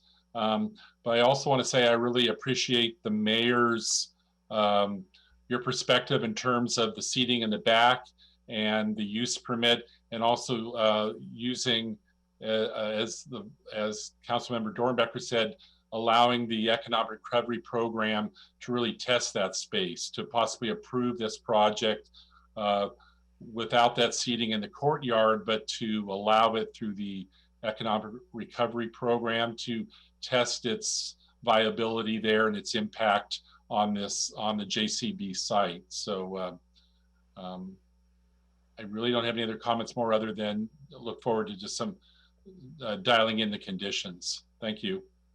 Thank you. And I now see the Vice Mayor is holding out on raising your hand. You didn't have a choice. I was going to be calling on you, as you know. So Vice Mayor, go ahead. Yes, I went ahead and enlisted. I really have gone round and round on this. And tonight has been very helpful for all concerned, so thank you. You know, to Councilmember Moeller's point, yes, my first reaction was not another tasting room. Doesn't matter how much I like Cornerstone, and I do, it's another tasting room. But I now think this is an opportunity. This is an opportunity to do something different. We are going to have almost 50% retail in a tasting room. By the time you add everything up, we are going to have a known quantity in the tasting room of someone who we know their business model. We know what they are like as our community neighbors. So I see this as an opportunity, not for classic diversity, but for diversity within, right or wrong, what makes our economic base work. Now, I am not going to sit here and say, yes, I'm for 16 outdoor seats. Yes, I'm for this and that. I would like to put a number of conditions, and I have gone ahead and made a list, all of which we have discussed tonight, but I would like to say, yes, conditioned on, we have a 3 or 6 unopened month to replace the retail, since it is such a significant part. We, as the mayor said, we codify that this will be additional retail than our usual. And, you know, I'm not tied to 38%, if it's 35, if it's 40, whatever, just to say more. The outdoor seating, I cannot agree on at this time because of the parking issues, but I certainly can agree that, and I don't think we have to put it in the condition of approval. I think y'all get opened up and economic recovery program is in effect, and you guys work with staff to figure out what works in that back patio area. And that'll get us through the first year so that we can assess. Yes, a condition that you go into the employee parking management plan and the certified payroll.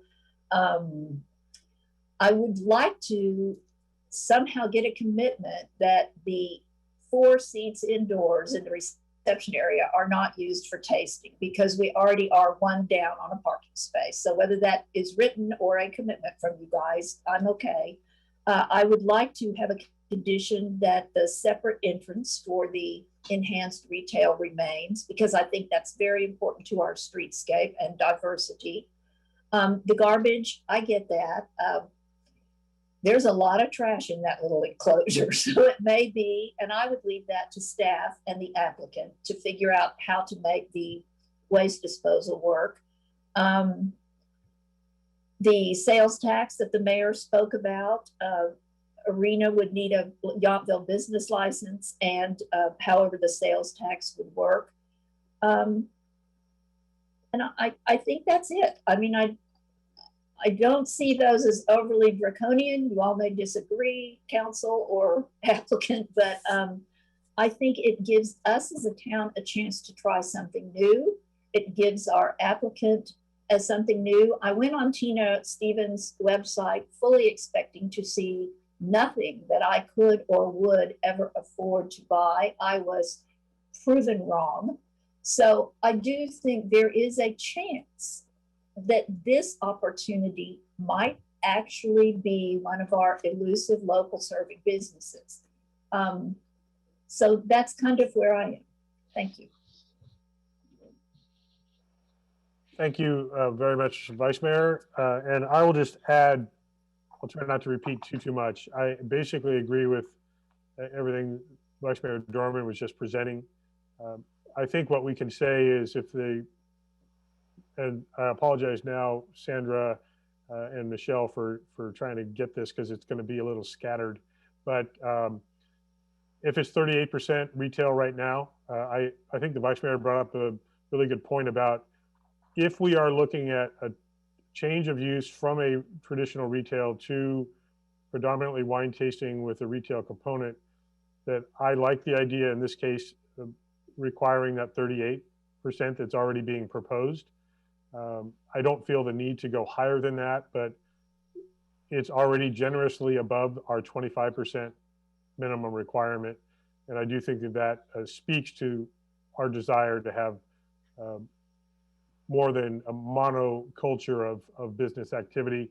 You add in the art component, which we have always been supportive of as a secondary retail. You actually have 3 retail experiences in one. And I'll just very quickly, I want to address Councilmember Moeller wanting to see something new and different. What I didn't like to see that's new and different is a for lease sign out in front of one of our most visible properties for a few months that was basically begging for tenants. And it is the most unsightly thing that I see in this town. Unfortunately, we still have a couple locations, a restaurant and a couple other locations that are still vacant, partly because of the pandemic. Totally understand that, but not all. We have a restaurant that's been closed for 3 years and we're still waiting. And so to turn away a business, not only that has a great track record in Yountville, quality people, quality product, adding two new, one known and one not yet known retail partners in this space, I think makes it even more appropriate for Yountville. So, you know, we've heard over the years periodically, do we have enough? Do we have too many? Do we have just the right number of tasting rooms? The conversation used to be the same about art galleries. It used to be the same about antique shops. The world evolves. Yountville has been incredibly successful because of our willingness to evolve and be adaptive to market conditions. We have embraced different ideas. And so until other ideas come forward, I will absolutely welcome a proven community partner that has really done everything the way we would want them to do it in the past, and I anticipate the same going forward. So there are a couple variables that the Vice Mayor left out there. I think that to be reasonable as we come out of a year plus global pandemic, that we should be relatively lenient on the length of time it would take to replace a retail partner if, and here we are already, we haven't even met our new partner yet, and we're talking about what happens if she leaves. But we again don't want vacancies. I would say, ideally, I would say 6 months is a reasonable time to expect, no more than, certainly not waiting. And I don't think Cornerstone or the owners of the property would be looking to have vacancy any longer than absolutely necessary, but just realizing that we're entering a new business recovery phase that we've never dealt with, and it might take a little bit of time to find the right fit. Maybe it wouldn't, but we would give that flexibility. Like I said about the enhanced percentage of retail, I'd like to list that in there as a no lower than. And we might see that the 25% that we've been doing, it might be time to evolve that over time. Not talking about it here, but because of the presentation that this new application presents us, we might want to look at that. I also would defer, not even defer, I would not support the 16 outdoor seats as part of the primary use permit.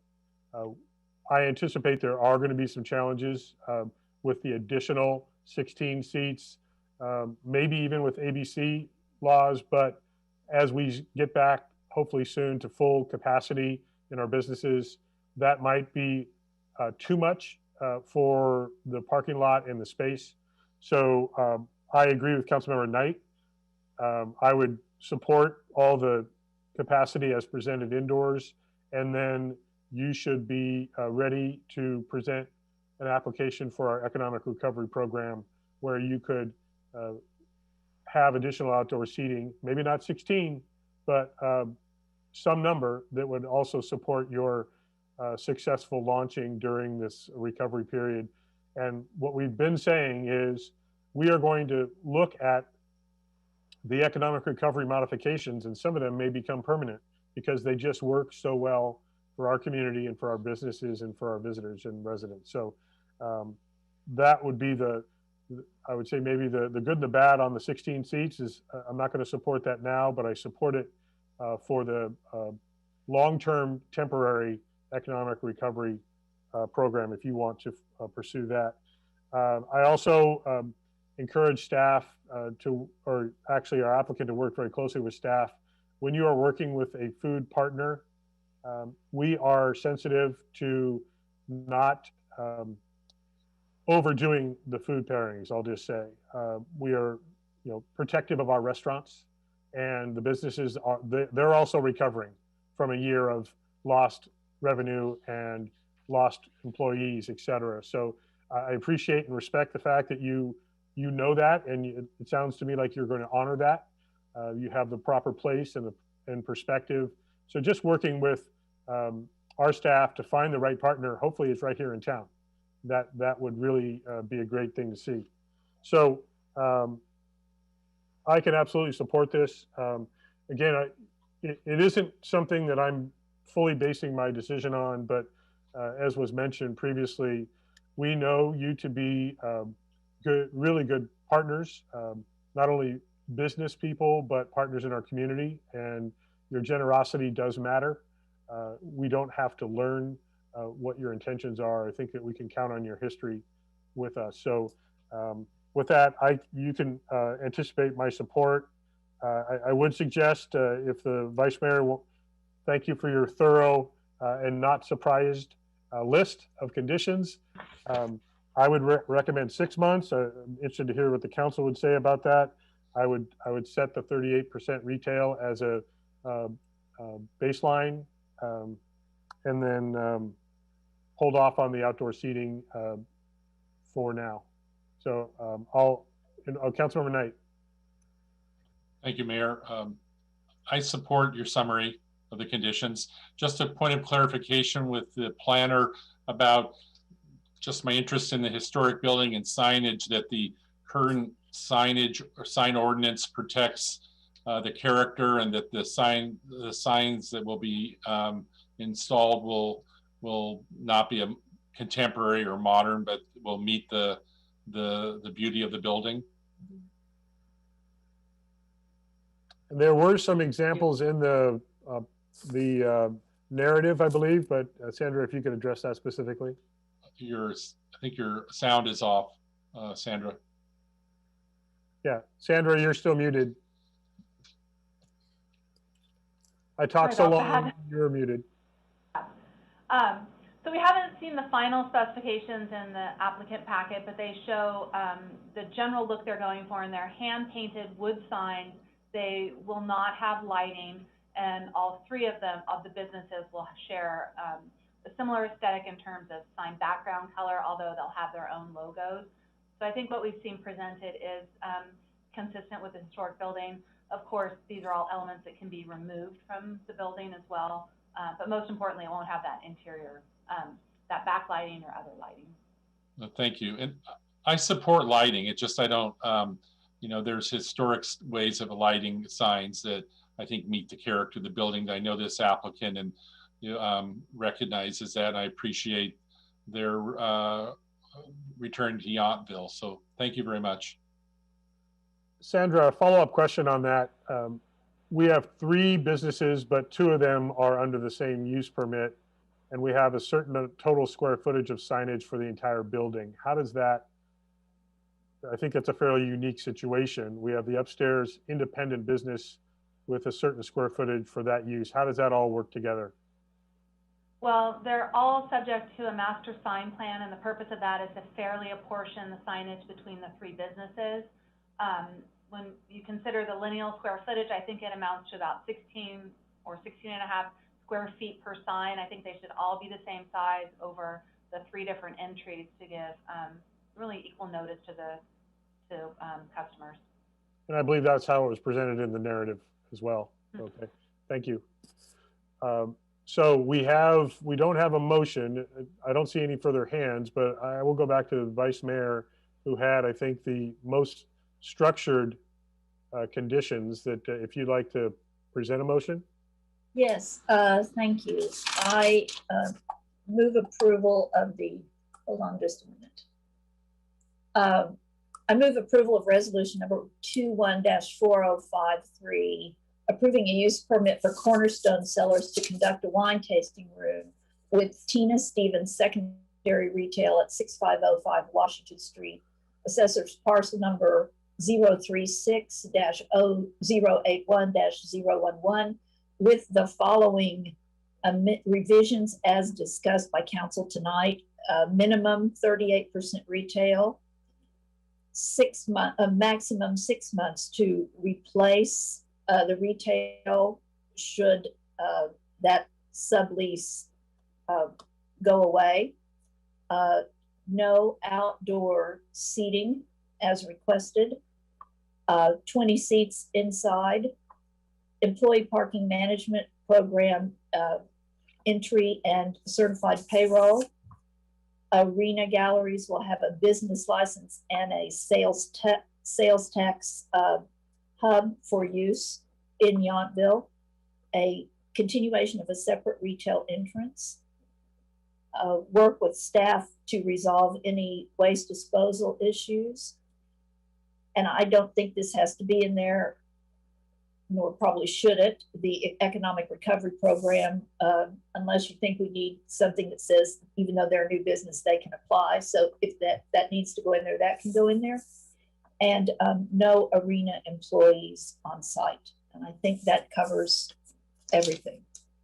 Thank you for that clear summary. And I believe, and maybe this is a Gary question, I think we keep the economic recovery program piece completely separate. Is that appropriate? Yeah.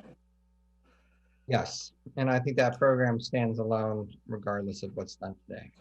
Great, thank you. Just to Alrighty. clarify. So So I Michelle, would like to second that motion. thank you. I just want to double check. We have a motion by Vice Mayor Dorman. Michelle, were you clear on all those conditions? Second by Councilmember Dornbecker. So I will As invite- amended, I was going to say. Okay, thank you. And I will ask for a roll call vote, please, Michelle. Thank you. Vice Mayor Dorman, Yes. Councilmember Dornbecker, Yes. Councilmember Knight, Yes. Councilmember Moeller, No. Mayor Dunbar. Yes, Thank you. so that does pass. Congratulations to the entire Cornerstone team and welcome back to Yountville. We're so excited. Thank Thank you you very so much. Thank you. And you're welcome, but not obligated to watch the rest of our meeting. I don't know. Let me check the agenda. Thank you. Thank you very much. And we are going to jump right into our 3 administrative regular items.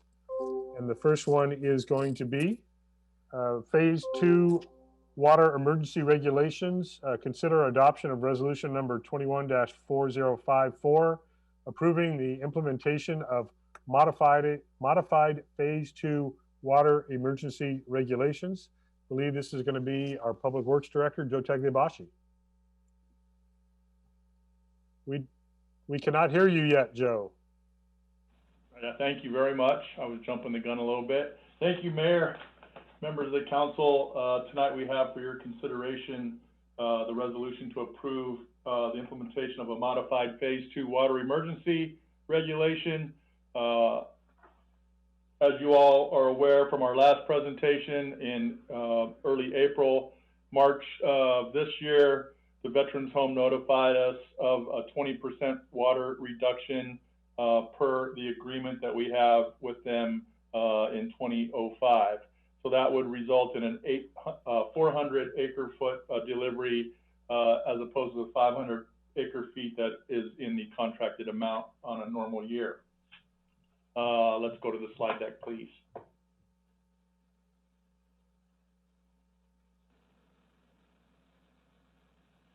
So we're going to bring next slide, please. The just a little bit of history to bring us all up to speed. We're currently in our 3rd year of drought. In the last 9 years, 7 have been drought or very close to drought conditions, and 2 years have been very close to normal. In the current year is the 11th driest on record. 2019 was the 8th. So we've had some pretty dry years, and as a result, next slide, please. As a result, as of March 26th, Napa County region, and this hasn't changed, we did have a little bit of rain, but it hasn't changed much. We're in the 30 to 45% of average range. Sierra snowpack is a little bit better than that at about 61%. The real challenge for all of us in the state is the basins and groundwater have been filling the gap. As a result, they are now at historically low levels of 55 to 68%. In a normal year, Rector fills very quickly, and we're lucky to have that as a source of water. We're at about 12 inches this year, so normal year for us is somewhere just north of 30, so we're less than 50% of normal. Next slide, please.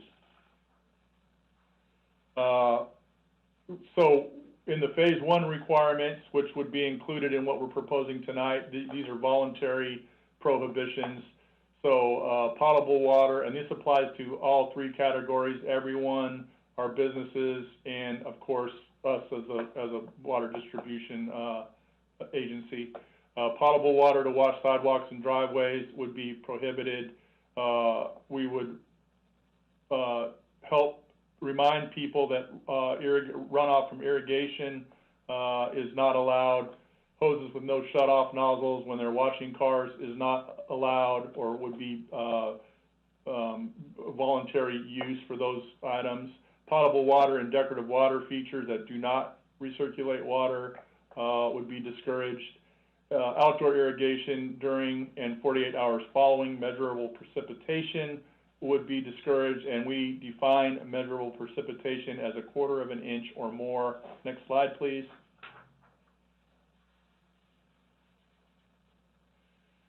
Now we're getting into phase 2. So the phase 1 measures that we just discussed would be encouraged by the town, and these prohibitions would be mandated with your approval this evening. So outdoor irrigation with potable water delivered by the town of Yountville, a distribution system would be even and odd addresses. So odd addresses would water on Thursday and Friday, and even addresses would water on Monday and Thursday.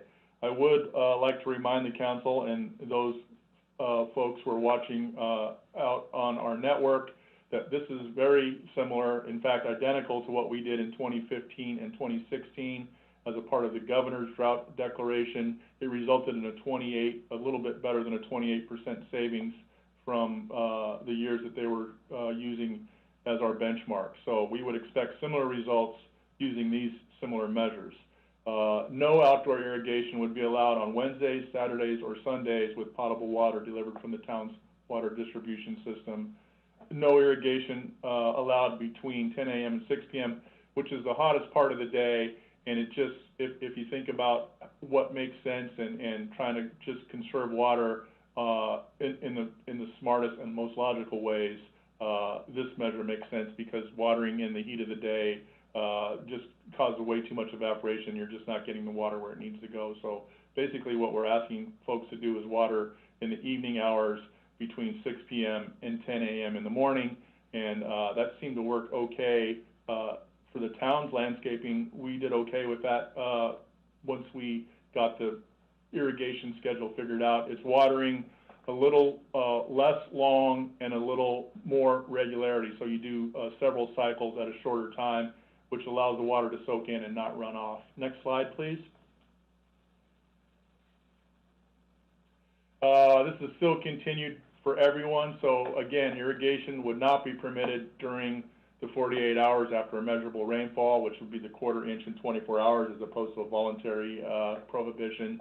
No watering of park medians would be allowed without a drip irrigation system. So we do have a few areas that have turf in some of the park strips, although the majority of our park park median areas in our neighborhoods have been converted to a drought tolerant landscape with drip irrigation or a micro irrigation system.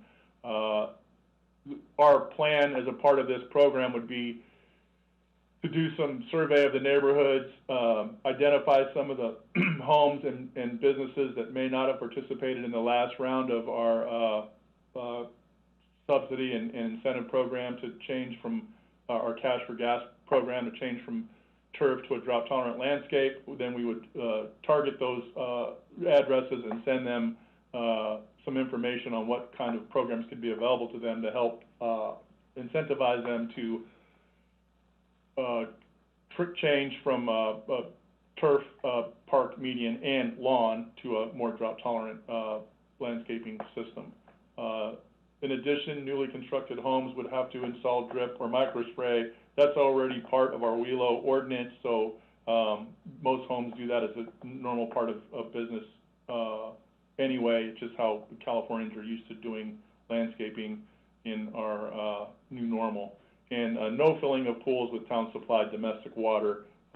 Most people who have pools, new pools, have figured out that it's a much less expensive process to get the water trucked in, and this would be in addition to the other measures that we have suggested. Next slide, please.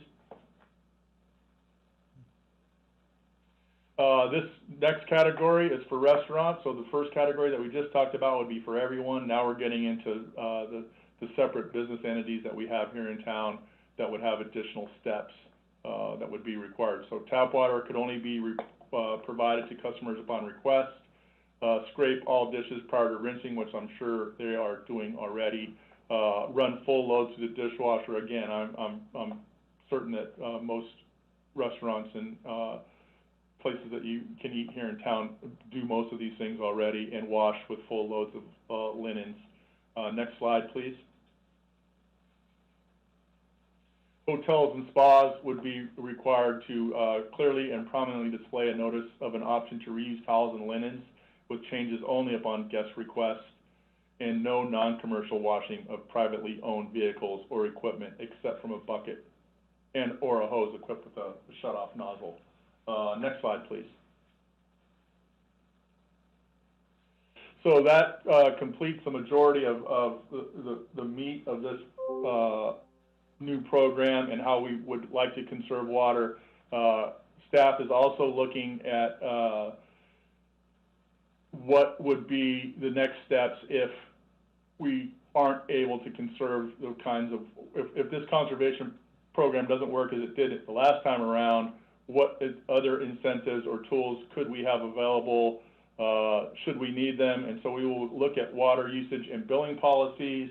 Some of our billing policies are a little outdated. I think we discussed it earlier today, and I believe it was last updated in 1998. It's interesting to note that when I looked at these policies through the agencies, Calistoga is now on the same program that we're proposing this evening. St. Helena is on in an even more conservative version of this policy. They have implemented some additional penalties for overusage. They're trying to save in the neighborhood of 30%. Napa is at a 15% savings, but the majority of these water policies that we're talking about, phase 1, phase 2, phase 3, and phase 4, all look very similar in each town or city's municipal code. So we're going to look at ours and try to update it and make it both easy for the customer and the resident to understand, and also for our staff to be able to implement should it be needed. The biggest part of this program for us, as we learned last time around, is to try to prepare our community. So we'll do some outreach and education that will include message boards letting people know what days watering, even and odd. We'll have some courtesy notices and some packages for people set up so that when there are some irrigation challenges, most folks don't manage or maintain their own irrigation system. That's one of the things we've learned over the years, and so we'd be talking to the homeowner and most likely directly contacting their landscaper to help them manage their landscape and their irrigation controllers a little better. That's what we found is the most effective policy. but it's really about education, outreach, and just helping remind people what we're trying to do, and that's a continuous effort. So next slide, please. With that, I'm happy to answer any questions you may have. Joe, thank you. Do we have, yes, we'll start with Councilmember Knight and then Councilmember Dornbecker. Thank you, Director Tagliabashi, for a thorough report. I support the resolution, and I mean, as we read more and more about drought conditions, it's going to be very serious. And so I would encourage the residents to read also the article in the back page of last Thursday's Yountville Sun. It was a succinct report on our, the drought issues in Yountville, but also a summary of the drought issues that the state of California is dealing with, and we all need to tighten our belts. And so thank you, Joe, for your report. Thank you very much, Council Member. Thank you, and I'll be reporting out on the Napa County Flood Control. They did a water supply update today that'll speak to that very thing. Councilmember Dornbecker. Thank you. And thank you for the presentation, Director Tagliabashi. I did have a question about if there is absolutely no water use allowed on Saturday and Sunday. Is it possible instead to sort of stagger the, 2 on and 2 off so that there's not really a 48-hour lapse between when we can apply some water in the garden? I mean, that is up to you all as a council. This was what we used in the last effort, and it was very successful. Most folks were able to adjust their irrigation and manage it with very little loss or damage. But of course, we're looking to try to maximize that irrigation time, because that's where most of the water is being used. So we're open to suggestions, and it can be modified for sure. Thank you.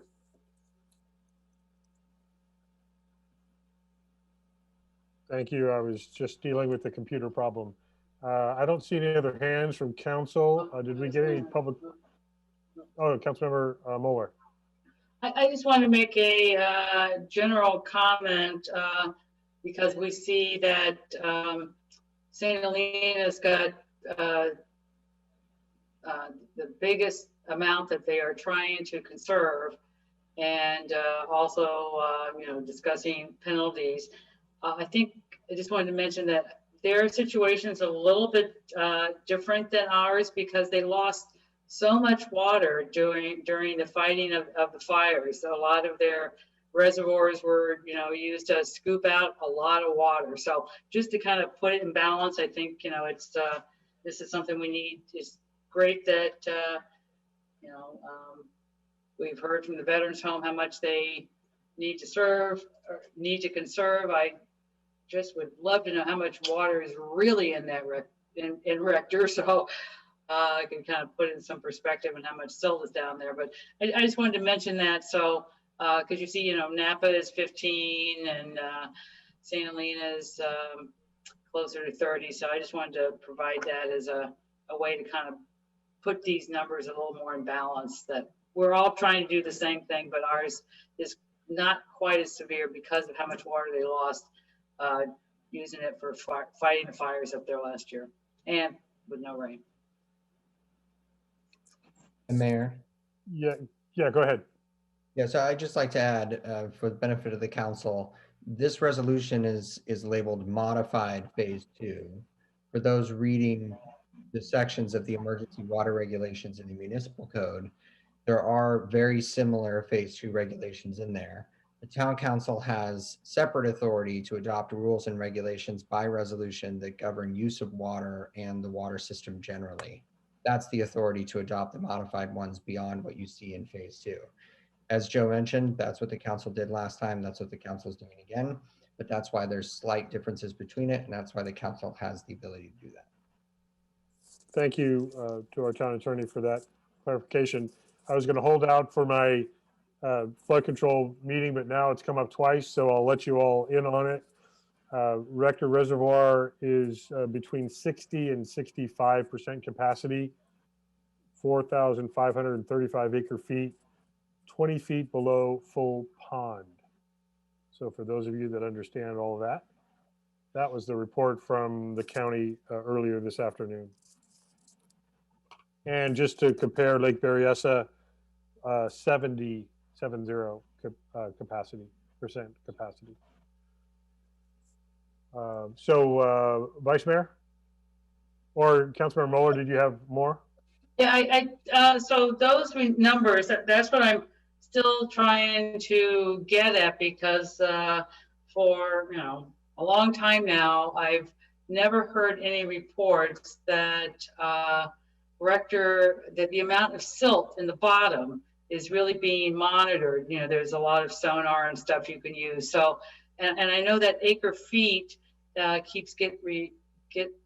gets reported, but do we have any information? Is that just based on like a water level line or a true volumetric assessment of the acre feet? I welcome you to contact the county flood control folks, and unless Joe has an exact answer to that. I don't have an exact answer, Mayor, but I have been questioning the operators of the reservoir with that same question, Councilmember Mueller, and their response has been they're doing the best they can with the resources they have. So it wasn't a great answer. I think we know there has been some silting. I don't think that it's an inordinate amount of silt. You know, that number is probably pretty close to what they're estimating now, plus or minus a couple of, maybe a couple of 100 acre feet or a couple of thousand, certainly not 1,000 acre feet. So I don't think it's a tremendous amount, but certainly from the fires and just from time in general, it silts in. That you have a really valid viewpoint. We know that the control tower, the bottom couple 15 or 20 feet hasn't been accessible for many years because it's silted in. Okay, because I know we saw a lot of silt over time. Like, I don't know how long it was, 5, 6, 7 years ago, you know, just in our little Hopper Creek here in town, and had to, you know, do some dredging there just for this reason. And very hopeful it's going to start raining, but if it doesn't, you know, having a good measurement, which does not cost very much money. It's pretty easy technology. I'd feel more warm and fuzzy, but anyway, thanks. Yeah, and I would encourage you to contact the county officials. They're the experts in all the specific data. I will reach out to them, and I'll come back to you all with the information if I find some. Okay, great. Yeah, we did get that report just today, so they have some very current information. Vice Mayor. Thank you. This is a follow-up to Councilmember Dornbecker. Are you suggesting maybe to switch the alternate days, like to Sunday and Wednesday and Monday and Thursday, so that there's not a longer lag between watering? Yes, it's exactly what I'm proposing, you know, asking if that's a possibility. And so then, Director Tagliabashi, would that, I didn't exactly follow your explanation, I apologize. Would that do harm to what we're trying to do in conserving if we switch to give sort of a more equal window between the two allowable days? No, we're trying to get those 4 days, and it really doesn't, that combination of those 4 days is up to you all. So if it makes more sense to you to have it done that way, then we can certainly implement it in that fashion. And while agreeing with that, I will also share, though, that we do not have staff for monitoring and dealing with the calls and reports about violations that occur over the weekend. So that has historically been one of the reasons the last schedule was used, because people will want to report and share when they see water runoff and stuff. But again, that's your call on on the dates that you want to use, but just remember there won't be any active staff on a Saturday, Sunday for monitoring inappropriate use on those days. And Joe, I believe I heard you say that the schedule you're proposing is the one that we used successfully before. That's accurate, Mayor. It worked very well once people figured out how to water. There is a bit of a learning curve on watering, and we can help people, help educate people with some of that. But basically, it's a shorter watering cycle over many, maybe 3 cycles instead of 2 in the course of an evening. So if you think about how most people water, it may be for 15 or 20 minutes at one time. You would break that up into a 5 or 7 minute cycle and do it a couple, 2 or 3 times. That allows the water to saturate in to the ground and not run off into the curb and gutter, which is what we're trying to avoid. All right, thank you. Vice Mayor, go ahead. No, I'm done. I'll take my hand down. Thank you. Okay. Thought you had more. That was a short list. Okay. I don't see any other hands from the council. Any public comment on this, Michelle? No? Okay, thank you. So I believe we have a couple things to just clarify. If anyone's prepared to make a motion either to accept the report as recommended or with any modifications. Councilmember Moeller? Yeah, I'll make a motion that we approve resolution number 21-4054, adopt resolutions approving the implementation of modified phase 2 water emergency regulations and pray for rain. Okay, is there a second to that? I'll second. So a motion by Councilmember Moeller, second Councilmember Dornbecker. So that, just to be clear, we're going back to the staff recommendation, correct, Councilmember Moeller? Yes. Thank you. We can always come back if things aren't working and change it later, correct? Right. Yes. We may see if it never rains again, we might be having this conversation again in the middle of the summer. So, okay, Michelle, let's go ahead and have a roll call vote, please. Thank you. Councilmember Moeller. Yes. Councilmember Dornbecker. Yes. Councilmember Knight. Aye. Vice Mayor Dorman. Yes. Mayor Dunbar. Yes. Thank you. That passes unanimously. Thank you very much. Thank you, Joe. And, thank you very much, Council. Yes, just what you want to do for Public Works Month is put in place some water conservation restrictions. Excellent. If we all put together, we'll have a very successful program. I have every faith that we're all going to be okay with this one. Thank you. All right. Thank you very much. Let's move on to our next item, which is 10B, lease renewal with the United States Postal Service, considering adoption of resolution number 21-4055, authorizing renewal of lease with U.S. Postal Service for the town-owned post office building located at 6514 Washington Street, commencing July 1, 2022 through June 30, 2027, with a 5-year option to extend the lease and approving payment of real estate broker commission in the amount of $36,000. And I believe, Town Manager, this is you. Thank you, Mayor, Council. Yes, it is. As outlined, the town has owned the building at 6514 Washington Street, which houses the Yountville Post Office branch. The last lease was commenced in 2007 and will expire in 2022. Unique to post office real estate operations is the fact that they use a national broker selection. So one of the requirements for dealing with the post office is that you will use their adopted established broker. Also, what's unique in that relationship is that they push all of the commission cost burden onto the owner, which is us. And in this case, they require 4%. So for this particular contract term, and I will point out, we use the term renewal, but the principle here is that we're renewing, keeping the post office, but this is a new price point set. The current lease rate at the point right now is $146,500, And we have negotiated a new base that will move to 180,000 a year beginning July 1, 22. And that is approximately a 22.8% increase. And that will play in place for 5 years.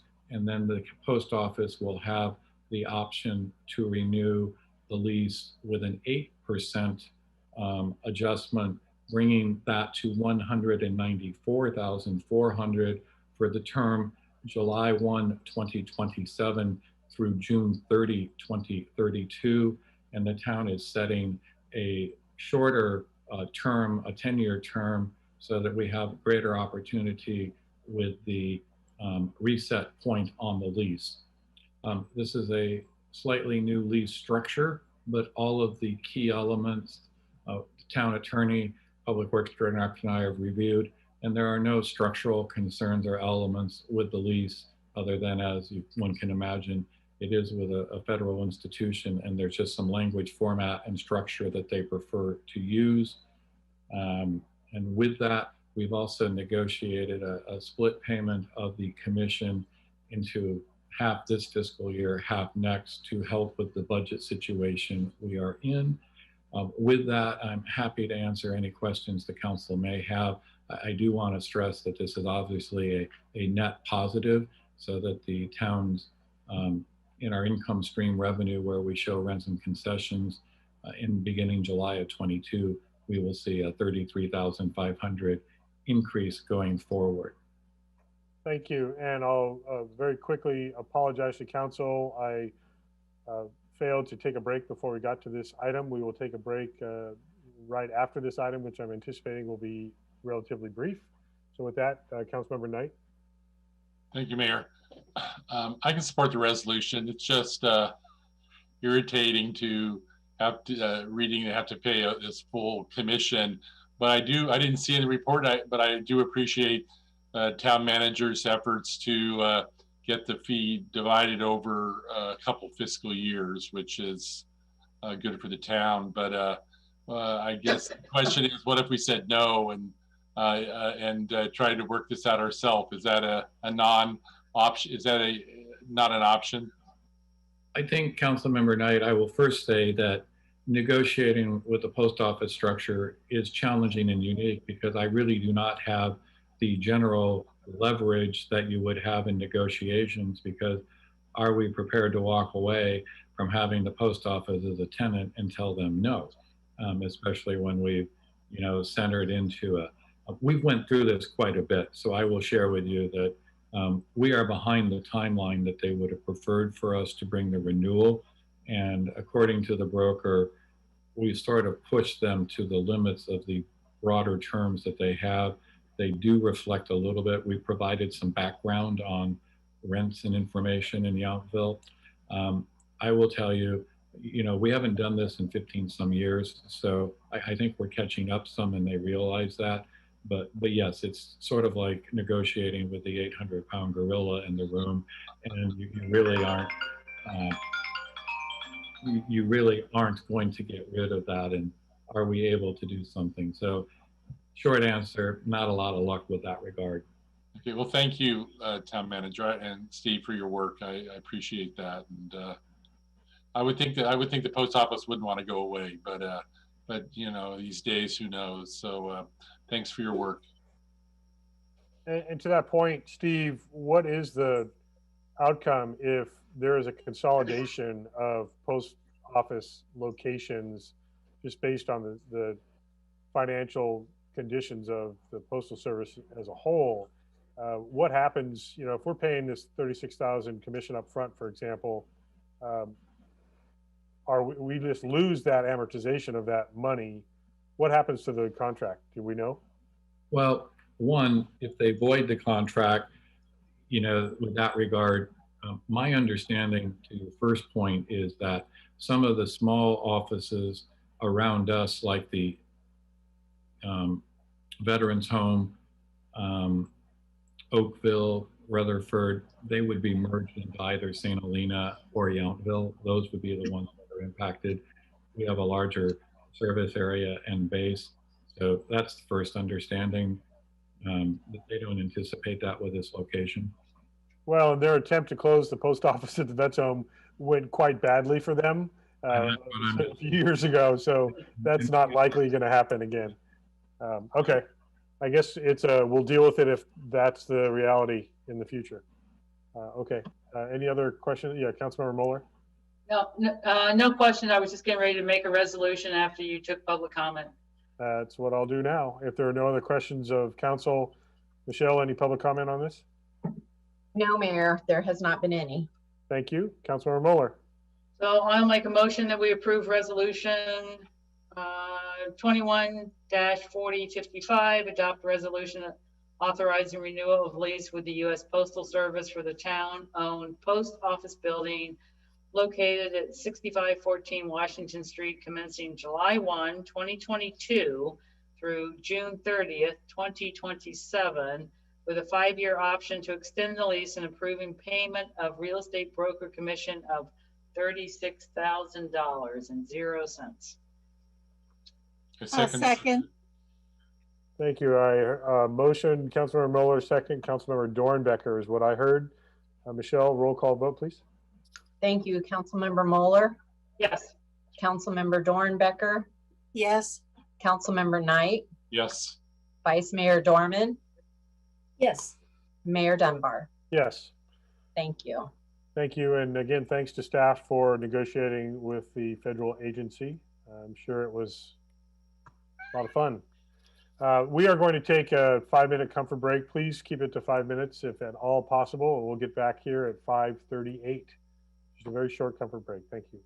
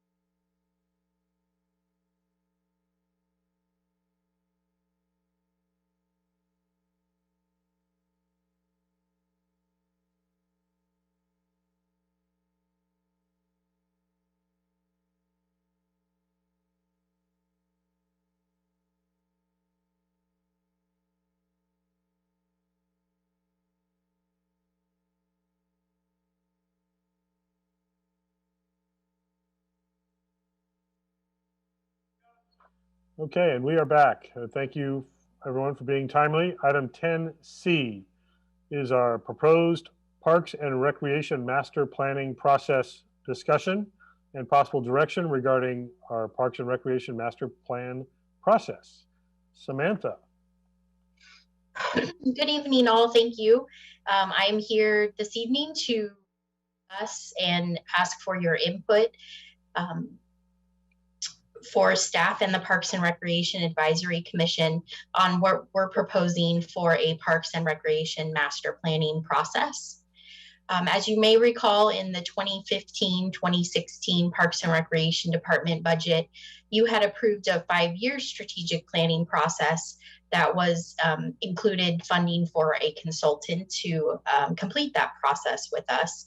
As we began preparing the request for proposal and sending that out, it became clear that the overlapping nature of other planning processes that were going on concurrently.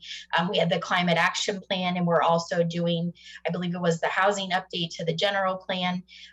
Decided with the town manager it would be best to take a pause on pursuing that to not overwhelm our citizens with input and outreach requests.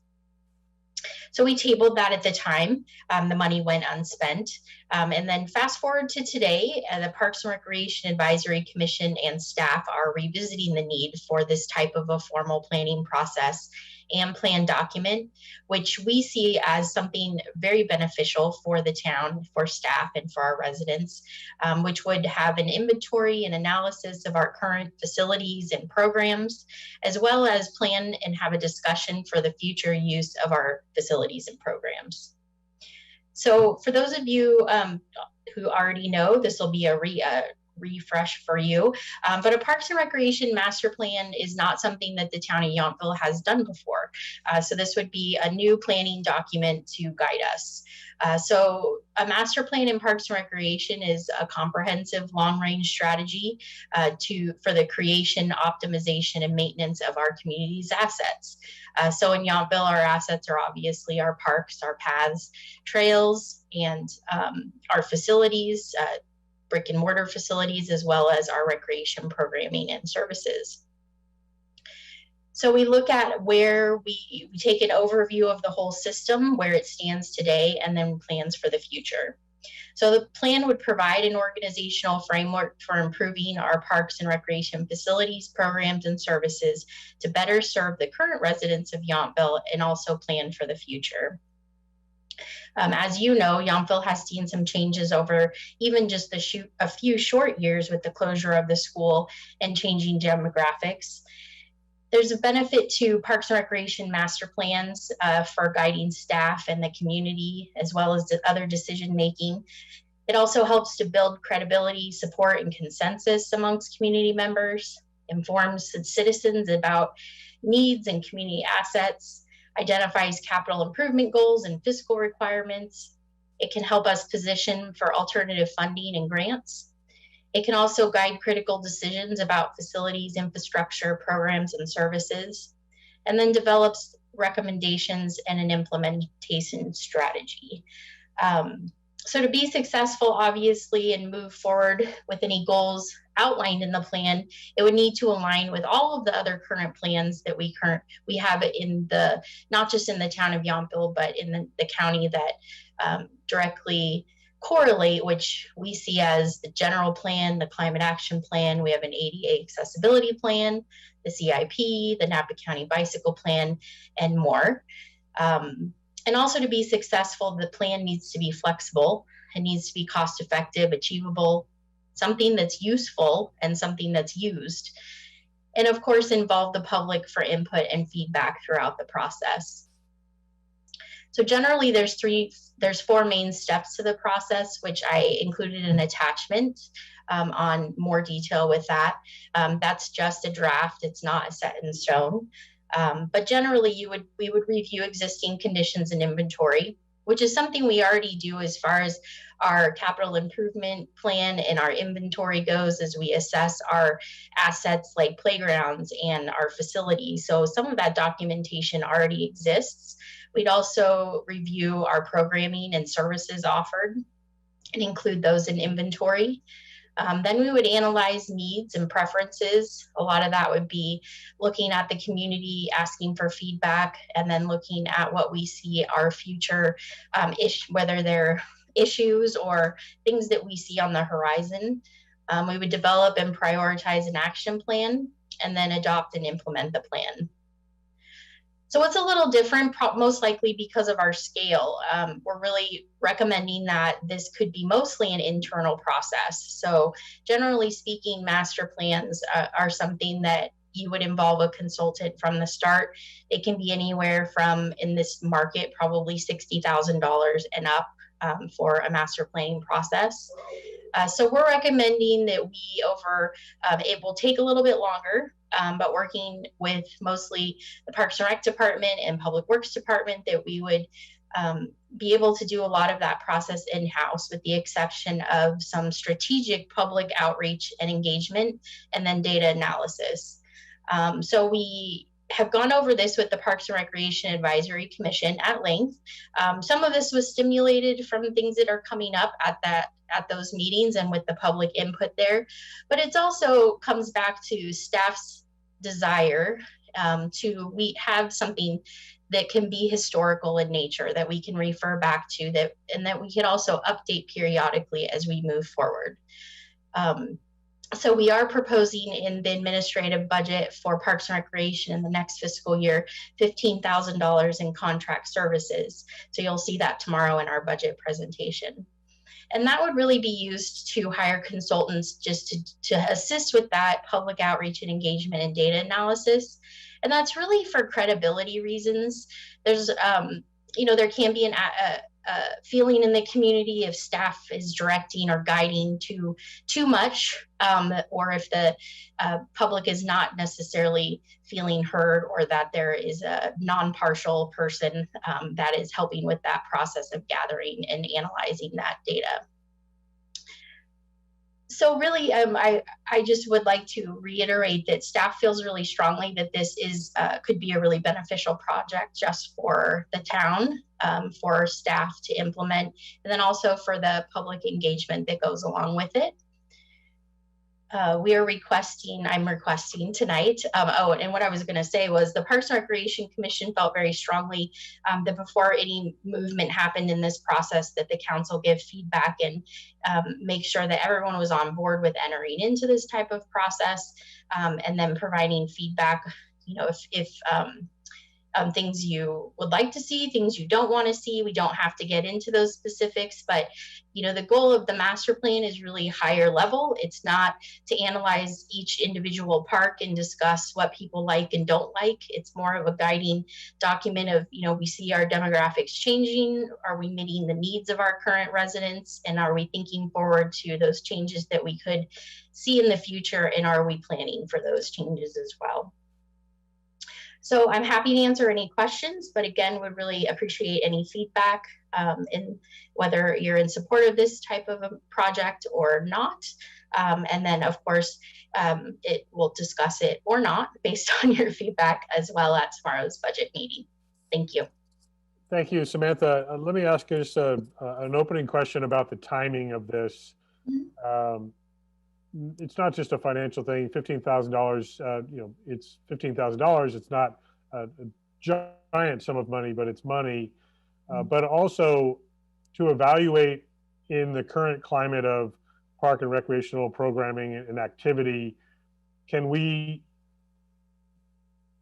evaluate what's working, what's not working, what we might want to do at that 30,000 foot level, given the fact that we've been completely disconnected from normality for the last year and are still not back to total, regular behavior? You feel like this is still an okay time to launch this kind of a review? I think that even though we weren't able to maintain our connections in traditional ways, we definitely did maintain those connections in alternate ways. So I don't think that that would really inhibit it. I think, you know, people will kind of have to look at 2019 and early 2020 as kind of the baseline of what we are used to providing. But again, if we're really looking at kind of that 30,000 foot level and not a specific program, say, you know, we're not going to, you know, at length plan every program under the golden ticket heading in a public meeting. It's more of a higher level. I think we would get that feedback from the community on, you know, what is it that they are looking for? What are the needs that they want met? Okay, thank you. Councilmember Knight. To add also, the very first portion, a significant timeline, is a lot of the input gathering, data collection, and documentation as to the existing. So we will be, you know, by the time we get to the community outreach and engagement, we would hope that we're more into our normal programming aspect. Okay, thank you. Now, Councilmember Knight. Thank you, Mayor. I absolutely can support a Parks and Recreation master planning process now. I think it's the perfect time. We finished a general plan. We've done our climate action, and it's really time now for us to plan really for the future, either from a bird's eye view or also looking at individual parks, because we've spent money, we've improved Community Park, we've seen uses change at Vineyard Park because of pickleball. We see, I think, opportunities for more uses at Veterans Park because of music in the park and other activities. So I absolutely support the process. Yeah, I think maybe it's up to you, Director Holland, whether maybe at some point you do assessment and information gathering first before you bring on a consultant. But I think the consultant could help with just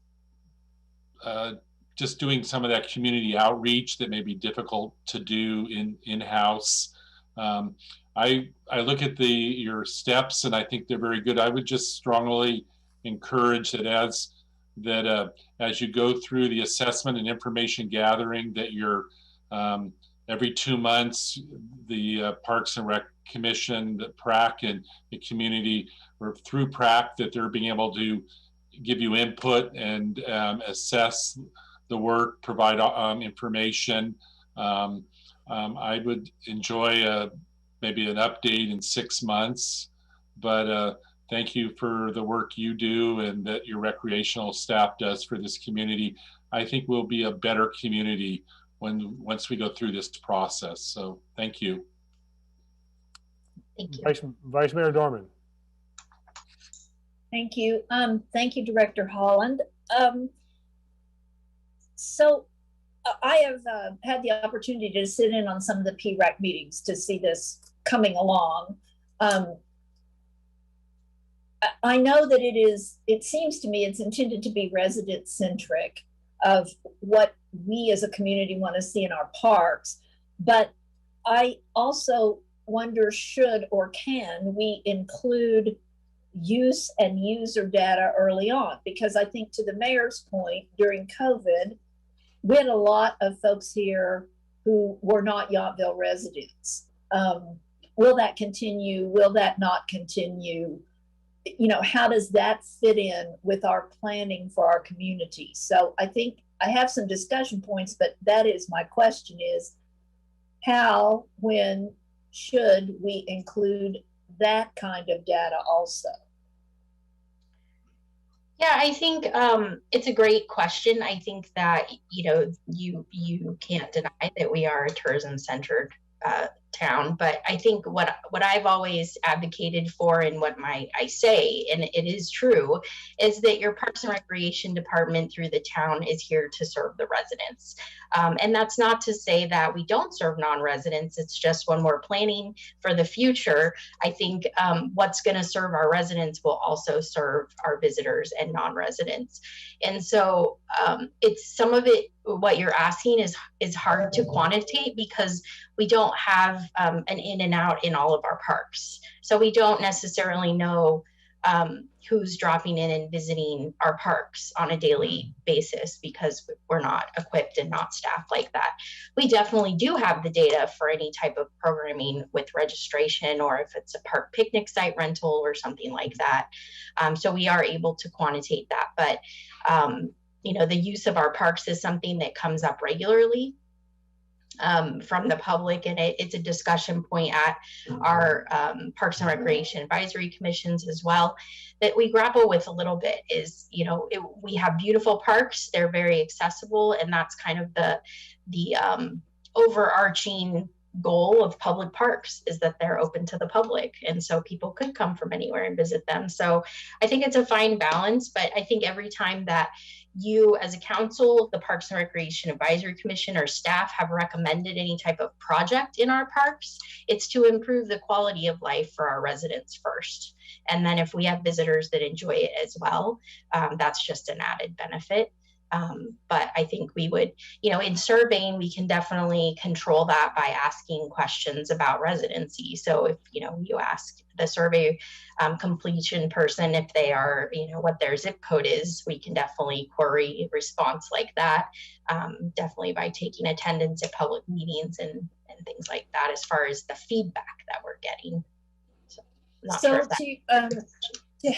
to help me understand, because I'm generally in favor of the idea, I am, but to help me understand the kind of the scope of it. Some of the PREC meetings have talked about residents look at the park and they want to have more picnic tables for residents because they feel either A, they're being rented, or B, people are coming from out of town and using the tables.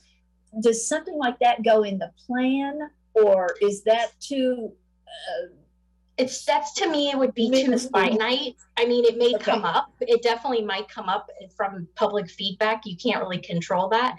But what the goal of, you know, kind of the staff as the facilitators, and then, you know, as planning, would be more of a higher level, that I would take that and say, you know, residents feel there's not enough drop-in space in our park system. That might be the conversation that we analyze, is not, you know, are there enough picnic tables, but, you know, is it our reservable areas versus non-reservable areas? Do we have an imbalance or something? That would be a goal that we would analyze. So I would kind of try to take those, if there were, you know, a lot of comments to that type of an issue, not just one, obviously. If we felt like that was rising to the top on a lot of our feedback, then we would look further into that kind of on a higher level of use, and not, do we need 3 extra picnic tables at Yountville Community Park for drop-in use? I don't think we would get into that level. Thank you. I bet some people are going to want to get into that level. Yeah, and I think that's the tricky part about how you approach that. But and they'll have a good idea where you should put those tables as well. Yes. And I do think we don't want to kid ourselves, but we will get that kind of feedback. But I think we want to start first at, what do we want in the parks? What are the community's broader interests, rather than the location of table 12?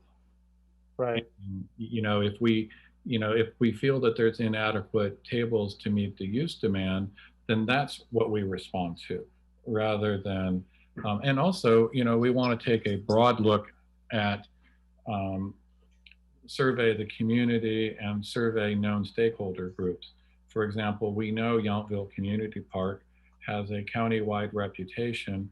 A lot of young families, it's on their list and spots to come because of the quality of our children's playground. That's been a historic, you know, relative fact. We have now learned that we have a pickleball and tennis constituency during COVID that have found our court facilities quite interesting and quite attractive. So, you know, there are some stakeholder groups, bocce, things like that, that are located that can be quantified and included. But again, a lot of the first phase is just really a good informational background. What do we have at the parks? What are the facilities? And going from there, and then presenting that information in phases, and then having the community respond to it. I agree with Sam. We're excited from a management perspective. We do think this is, you know, sort of one of the next projects in line, and hopefully, we're moving more towards a programmatic side of it, but we are excited about where this project can take us. Councilmember Dornbecker. Thank you. And thank you, Samantha. You do so much work. I don't know where you're going to find the time, but I appreciate this effort. So I wanted to clarify for our residents that the goal of this parks planning is really not to expand the paid usage in the park. That is not the goal. And I really, really want to stress that the outreach to the community, and without any, the big criticism that I heard over and over again about our general plan update committee was that when the committee met, a lot of times the person that we hired to be the facilitator came with ideas already fomented. And I think that put a lot of the residents off. So I guess my point is that I want to make sure that the residents know that we want to hear from them. What is it that in the parks they would like to see more of? And I know that they would like to see fewer people from out of town, but as you said so clearly, public parks, that's what's always my answer. It's a public park. We cannot tell people, I'm sorry, don't step into our park.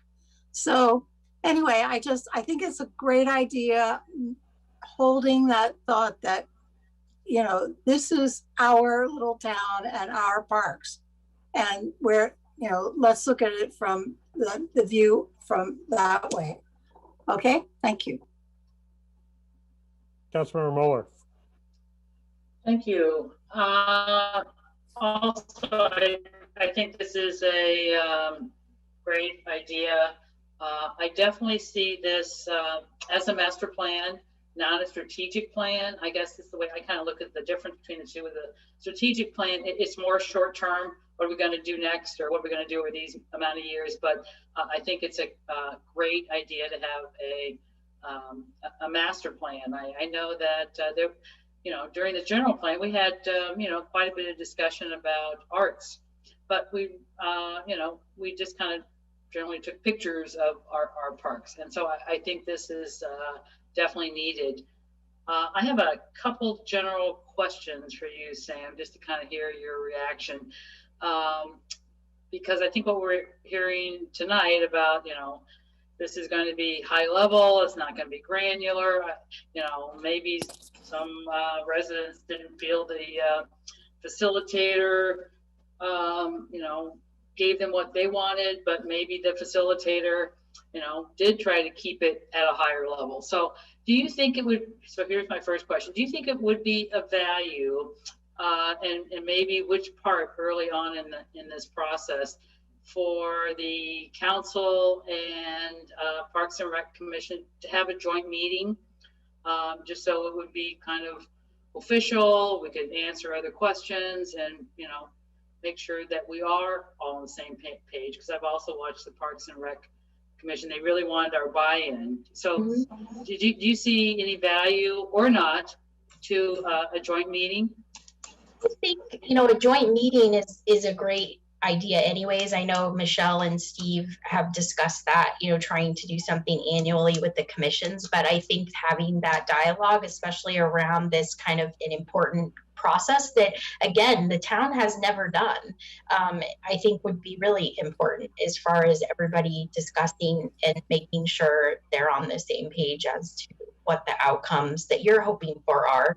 I built, in the timeline, I've really built a lot of check-ins in, as far as, but that doesn't necessarily mean that there is, whether you're watching their meeting or they're watching your meeting, you're not really having the chance to discuss with each other. There may, as we evolve, and maybe that's good feedback for me, if you think, I know you're all meeting out, but if there is a desire to have, you know, council members and PRAC members, you know, be appointed to work on the process, you know, that's something that we could discuss as well. But my goal, you know, internally, and knowing how Yountville works a little differently than some other places, is that those kind of more frequent check-ins are going to be important during the process, and not just you know, looking at my outline and then getting a final document to look at. You know, I don't think that's going to be productive either. So, but I definitely think a joint meeting would be really beneficial. Okay, so my second question, is kind of the elephant in the room, the Yountville Elementary School property. We have no idea. I don't think any of our crystal balls are very clear on where that is going. So would that be something that, but I know I've heard a lot of, I won't even call them public comments. They're all rumors. Oh, I heard it's going to be this. I heard it's going to be that. Would there be discussion about, you know, if this happened, we, you know, something like this may happen? Or do you think we should just, you know, leave that totally out and amend the report if something happens? I think, you know, we would be remiss to not at least dive into it a little bit. I mean, knowing what is potentially on the horizon, obviously we're not able to say, you know, that it's going to be this or that, but, you know, that I would see as an opportunity. You know, when we discuss, you know, strengths, weaknesses, opportunities, threats, I would see that as a potential opportunity on the horizon. And that, you know, if the community did have open space or parks as part of that transaction, what would they want to see? What would our residents want to see? I think, it's so up in the air, but I think if we're going to go through this process, that is definitely identified as the only place that we would have any type of new park development, because our parks are all built out. They're all well established, well maintained, and just really on more of a maintenance schedule at this point. That would be the only space that we would have to discuss type of future use. So. Okay, thanks. Those are my questions. Yes, I'm in support of a master plan. I know Councilmember Knight has been patiently waiting, but Steve, did you have a direct response to something that was just said? Well, what I wanted to share is I strongly support the joint meetings. COVID has been a challenge, but we have a historic track record of the council and our boards having a joint meeting. And I do think earlier in this discussion, I support Director Holland's point. This would be a great check-in as we're getting some of the first legs under us, sharing it and presenting. I'd also echo that I don't think the community would consider a Parks and Rec discussion process valid without some acknowledgement of Yountville Elementary. And at some point in this process, we may know where the situation goes. So I think a basic understanding or what might we use it is a logical question. And then if we know more, it's not, we're going to have to, it's going to come up. So I think we have to figure out a way to address it. But we also, may have a better point if we know where the disposition goes at that point in time, then we can respond to it in more detail, would be my general recommendation. Yeah, I think we have to be very careful merging these two concepts in a very different situation and circumstances that are happening with the negotiations and conversations with the school district. So I just throw out that caution. I'll stop there. Councilmember Knight. Thank you, Mayor. So I support, and a few people talked, I support a joint meeting between council and PRAC. But I think and I also just want to also support, the framing of this argument that Councilmember Moeller said, that we're really, I think, discussing with the community first a master plan. We're looking at the uses. We're looking at a big plan of the parks, our paths, and everything. And then at some point, just like we finished our general plan and we're moving to updates of the zoning and design document, that we move to a point where it's more specific and strategic planning.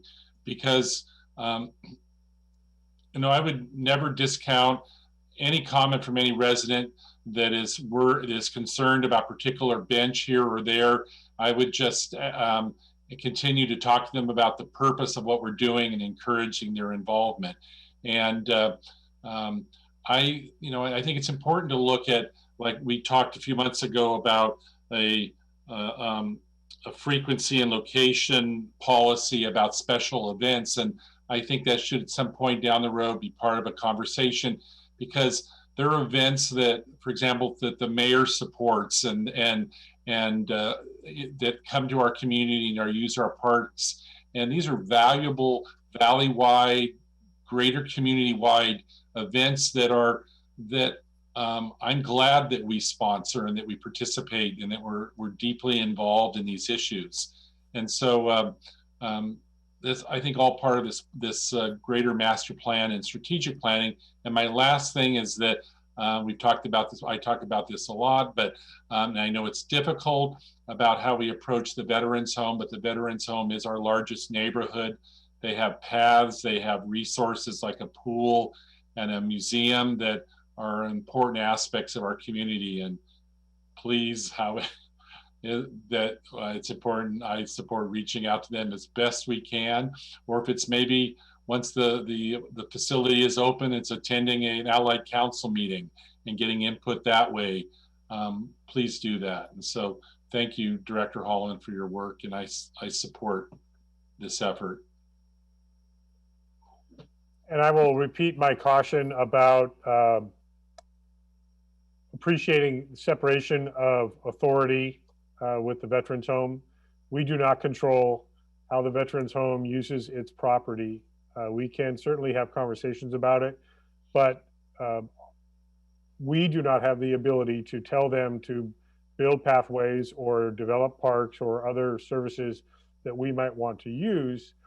It is, and they have repeatedly shown that they know they have complete control over that property. So I don't want it to be misleading to our residents who might start coming up with visions of what might happen at the vet's home when we don't have the authority or jurisdiction to execute on any of it. So there is a process and a place for it. I also don't know that it's at the Allied Council, because the Allied Council is an advisory council to the administration. The administration goes to Sacramento and the leadership there. We need to follow the proper protocols with that kind of outreach. I don't know that it's appropriate for us in our Park and Rec master plan process to add in jurisdictions that we don't have authority over. So I'll just put that out there. We could certainly look into if they would be welcoming and inviting to ideas, then that's a different conversation. But we don't control the pool, we don't control the museum, the Lincoln Theater, the ball field, any of that. So with that. Mayor, to your point, I think Director Holland and I can reach out at appropriate times with the Veterans Home Administration, let them know what we're doing so that they're aware, and check in with them and see, because I do think you're correct. We do need to be respectful of that. But at least we can say, hey, here's what we're doing. Do you have anything at your level you'd like to contribute, or keep them posted as to where we go?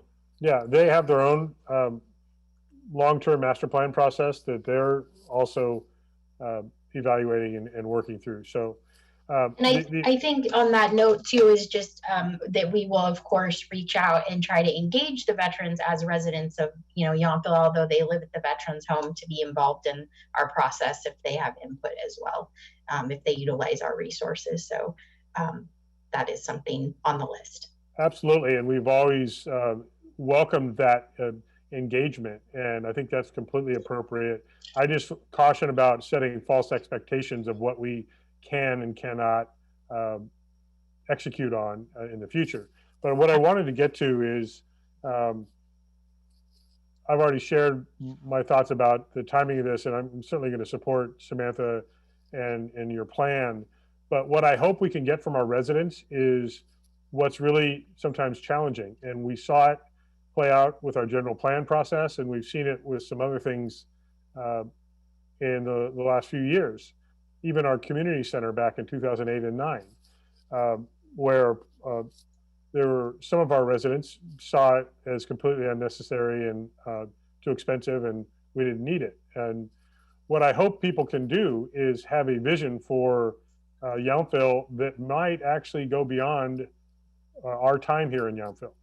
That's what we had to do with our general plan. This is not a 5-year, 3 to 5 year general plan. This is a 20-year general plan.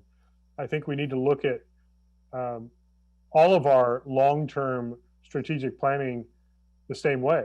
I know that some people only care about what matters to them, but we can't look at it that way. We have to look at it community-wide and also generational-wide. We hear people, why aren't young families here? Well, think about what's available to them, and are we serving those needs? Seniors, I think we have a lot of coverage with the interests for our senior population. I'm not so sure that we're doing all we can to attract younger families with activities. So I hope that people will, I don't know the exact terminology of the saying, and I'll butcher it, unfortunately, but it's about planting a tree but never expecting to enjoy the shade. And I apologize to whomever it was that wrote it much more eloquently than that. But we do need to have a vision for the future. And I fully embrace that. What I hope we don't see is people just limiting their ideas to what they want to do in the next 1, 2, 3, 5 years, because it's on us to think more forward than that. So that's the way I think we have done a lot of things. And I think our park and rec use and the activities that we want to promote fall into that same category. What I also want to just offer up, and this is just because sometimes we get really complacent with status quo. There's a lot of pressure coming from Sacramento and just in general for housing and for affordability and other things that we don't currently have in town. We have an amazing park system and wonderful park space. There may be a time when we cannot hold on to all of our park space. And that needs to be part of the vision and conversation, I think, about what if. And I'm not saying that any spaces, open space is going away, but we need to recognize that we have to have that kind of open mind and vision. So we have a great amount of open space that is fantastic. One of the best things about our community, just like our path system. But I hope that we bring that open a mind to this process and have it include conversations that might sometimes be a little bit uncomfortable, like what will happen with the Yountville Elementary School property. I caution that we open that up to all people to discuss, because a very small contingent of us are having to have very frank and challenging conversations with the school district about the future of that site, and it could get complicated. There will be a time when it's absolutely appropriate. I hope it's soon. Matter of fact, the Vice Mayor and I are meeting with school officials on Wednesday to further the conversation. But I'm speaking in kind of broad generalities because I think we have to have that kind of a vision. Doesn't mean that we can't figure out where does bench 12 go at some point in the process, but I hope that we have a broader perspective than that. Thank you. So with that, you need a motion to we'll talk about it in the budget tomorrow for the 15K. Yeah, we'll talk about it in the budget, but this was really beneficial. I appreciate all of your time and feedback and thoughtfulness, and I will be reporting that back to the PRAC. Hopefully some of them are watching, and then we'll bring the budget request tomorrow and keep you very much engaged as we move forward.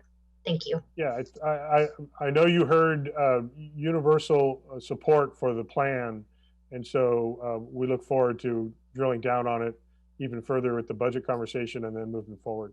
So thank you. Thank you. Okay, you've heard enough from me for the next few minutes at least. Let's hear from I was looking for I guess Celia, you're going to handle this, right? Our staff info report on our monthly financials. Kyle's not here tonight. No, he is not. So it is my turn tonight. Thank you, Mayor, and good evening to you and the council. Just want to make sure you can hear me okay. Yes, you froze for a moment, but we could keep hearing you throughout. So, yes, and you're back. My video is misbehaving, so it'll probably maybe freeze at an awkward time, but that's okay. We'll just move forward.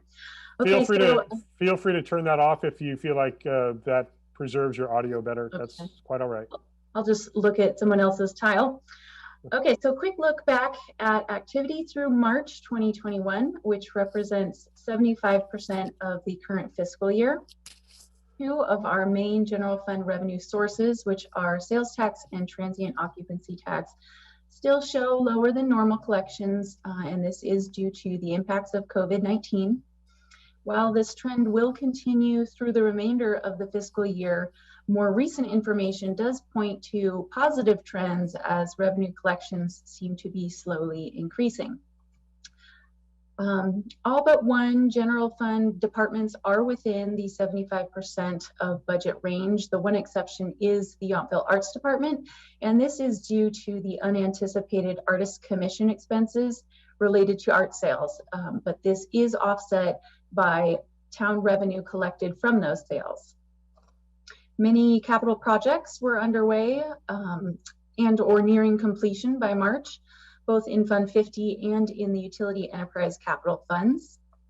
Most Utility Enterprise Fund revenues are slightly higher than we would expect at this point, which will help to positively offset the fact that water purchases from the Veterans Home reflected in the Water Utility Fund 61 are a bit high at this point, and that is based on our current estimated costs.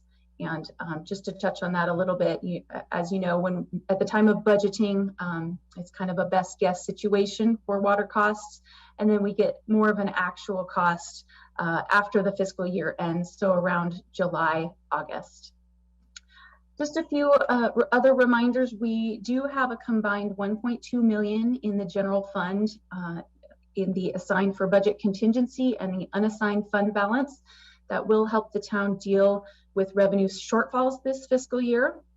And we have not yet used any of the revenue stabilization reserve funds, since that will not happen until we end the fiscal year and then determine the amount of expenditures over revenues. So as you will see also tomorrow in the budget workshop, we do feel optimistic that the amount of revenue stabilization reserve funds that will be needed is substantially less than originally predicted. So that is some very good news. Looks like my video froze at a good spot, so that's also some good news. Are there any questions from the council that I can answer? We'll just have a virtual background for you up there, Celia. There you are. Any questions of the financial report? So thorough. Thank you very much. I still find it amazing that we have any money coming in at all, frankly. We're very fortunate. We are. Thank you. Thanks, Celia. Okay, next up, council meeting reports, etc. I'll quickly touch on today's Napa County Flood Control and Water Conservation District meeting. We received a report on the 2020-2021 Napa River Watershed Maintenance and Management Program. Saw some slides of some significant restoration projects that have happened up and down the valley with the Napa River. We also had a water supply presentation for the county, state water project update. They reported just over 22 inches of rainfall this year. Pretty dry. And I mentioned earlier about the reservoir levels and storage. So Oroville Reservoir, the largest in the state, is under 50% capacity, and that's causing great concern statewide. Let's see, other thoughts here. We talked about the Lake Berryessa, about 70% capacity, Rector between 60 and 65% capacity. Those were some of the challenging updates that we were receiving. We all knew it. Just when you hear it that explicit, sometimes it's a little bit jarring. So we're all hoping that we get some kind of rain at some point. Next up, Napa Valley Transportation Authority. Vice Mayor, do you want to report out on that? Yes, thank you. We met on April 21st. Some of the highlights, there was a webinar held by Senators Dodd and McGuire on plans to assist traffic flow along State Route 37 between Napa and Marin, 200 participants. So that was well received. We increased the scope of our legal counsel to finalize the last piece of our funding for the Sawsville Junction project. We had a review of the recent quarter for the Vine Transit. That was some interesting data. It is on the website. I would, if you're interested at all, it's pretty interesting. We did change up some routes. We had been doing all on demand in a certain portion of Napa. We've now added 2 fixed local routes in the city of Napa, continuing the on demand, but we believe it will decrease. And I think that those routes go live May 9th. I'm not sure, but I believe that is the case. We did, after a review of our executive director, did award a salary increase. And I think, Mayor, you may want to speak a little bit more to this, but we did designate potential roundabout projects on State Highway 29 for the possibility of a federal grant. We may not get the money. The projects are not written in stone by any means, but I think, Mayor, you may have a little more insight into that.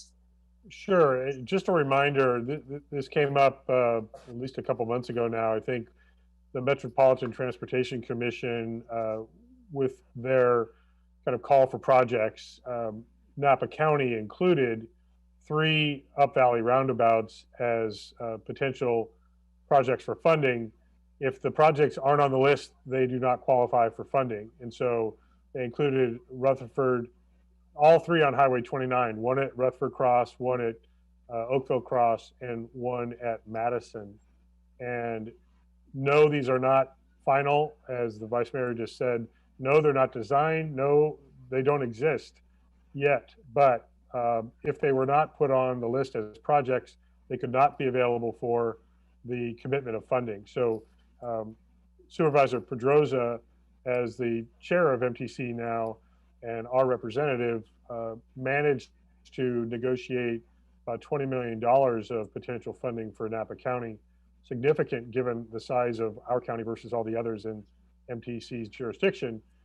And so we want to put to good use as much of those dollars as we actually end up being able to use. So they have not prioritized which of those 3 locations might be first, but it would take a lot of public outreach, public meetings, conversations about the pros and cons. So this is not a done deal.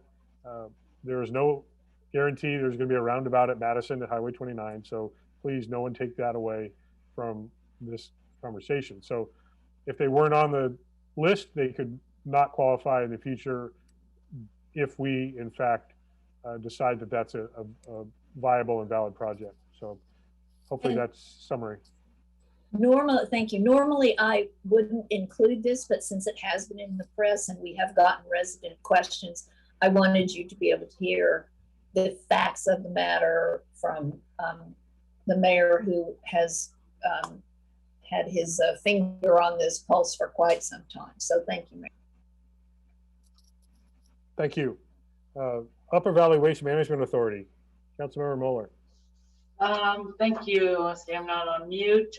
We met May 19th, had a discussion on policies, but I'll save everybody the excitement of that discussion. I know we all like to talk about policies. So we heard a presentation about the possibility of a biogasification facility up at perhaps Clover Flat. Nothing has really been, there's no specifics, it's just in the planning stages. So what is biogasification? So that's we take organic material and we put it into a big machine, if you will. Just, I'll keep things very simple here. And we turn that organic, what we call feedstock, into biogas. And a byproduct of that is what we call biochar, burnt up wood.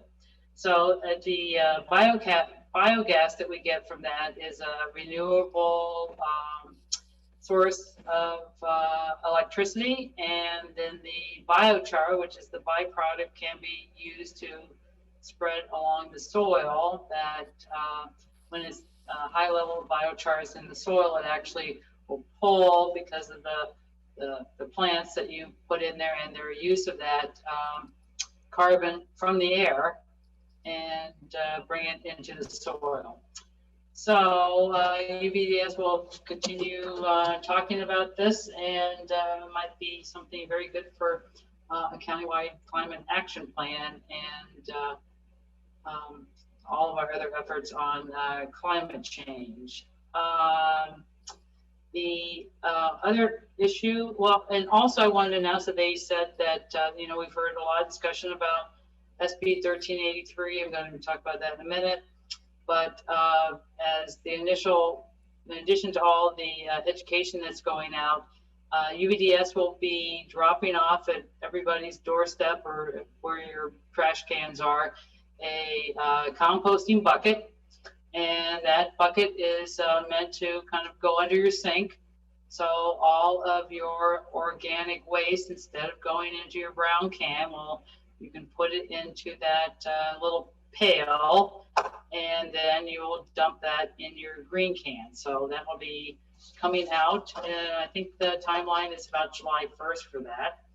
And at our next JPA meeting for Upper Valley, it's going to be June 28th, and we will be setting rates for the next 3-year cycle, much like we do that for a 5-year period for water and wastewater, but we'll be doing it for 3 years. So I'll have that information for you in July. Mayor, should I just go on and give you my Cal Cities update on environmental quality? The head shaking. Okay, I'll do that. We actually had 2 meetings in April. We had so many bills to discuss, but the one I'm going to highlight is SB 619. That's the layered bill. And this bill what it will do is delay for 1 year. So it'll delay from January 2022 to January 2023 any penalties that are imposed by Cal Recycle on a local jurisdiction, i.e. Yountville, for violation of SB 1383. If a jurisdiction does not make reasonable efforts to comply with this law, we can be penalized. So that we're hoping that if SB 619 passes, that we will delay that. We made a major effort trying to explain that some of the rollout of this really big legislation is, you know, we've been delayed by COVID too. So I checked yesterday's and last Thursday on April 29th, SB 619 passed out of committee with a 7-0 vote. That's very good. And it was moved forward to the Appropriations Committee. So far, so good. That's the you want to follow up with any follow-up with LAFCO? No, we have not met since I gave our last report. I did have a 2-day Cal LAFCO board meeting, a 4-hour Cal LAFCO budget meeting, and but I won't go into the details. Thank you. Mayor Dunbar? Yes. Just for Councilmember Moeller, Yountville Days cleanup, and yes, we garage sale, and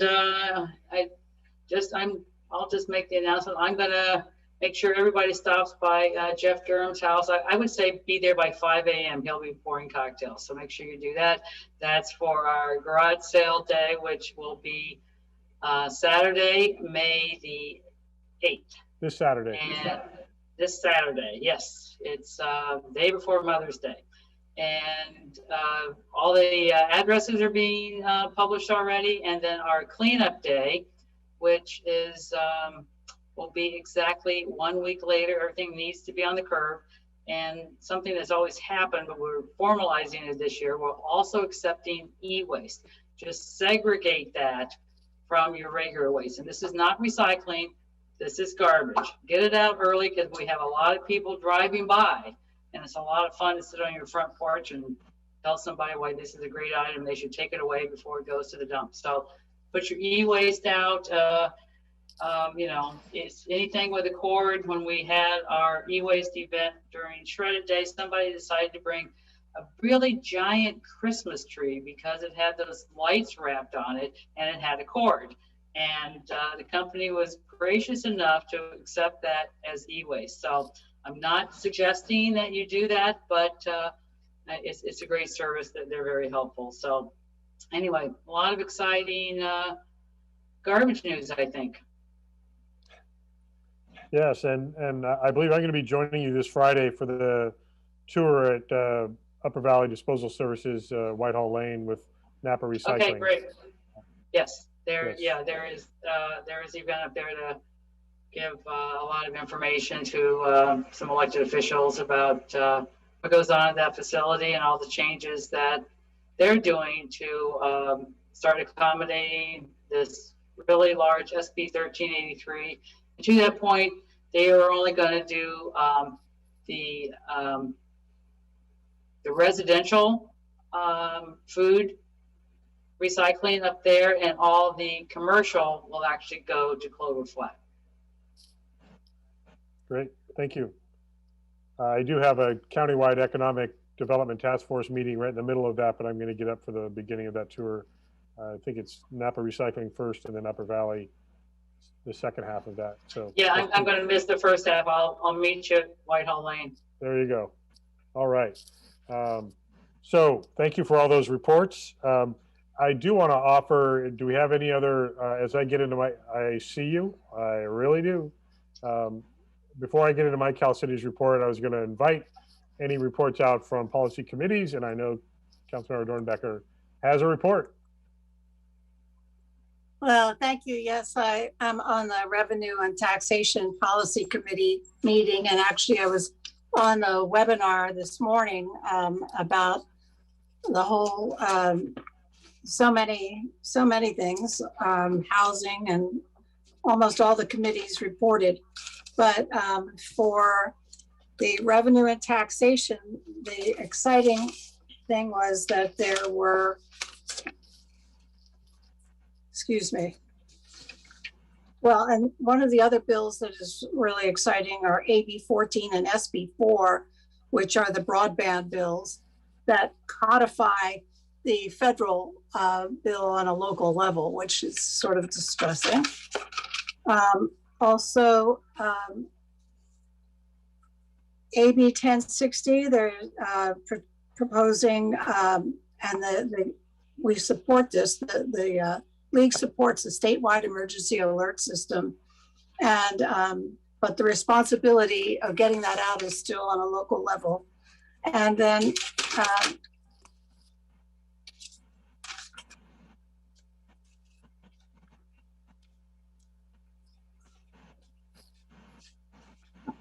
all these watch, oppose.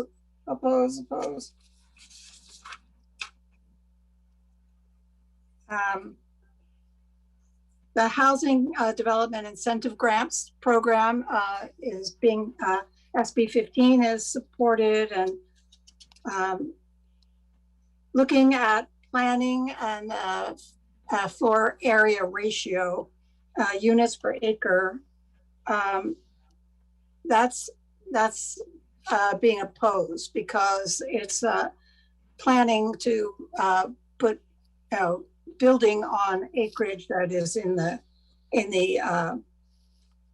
woods. So that's not.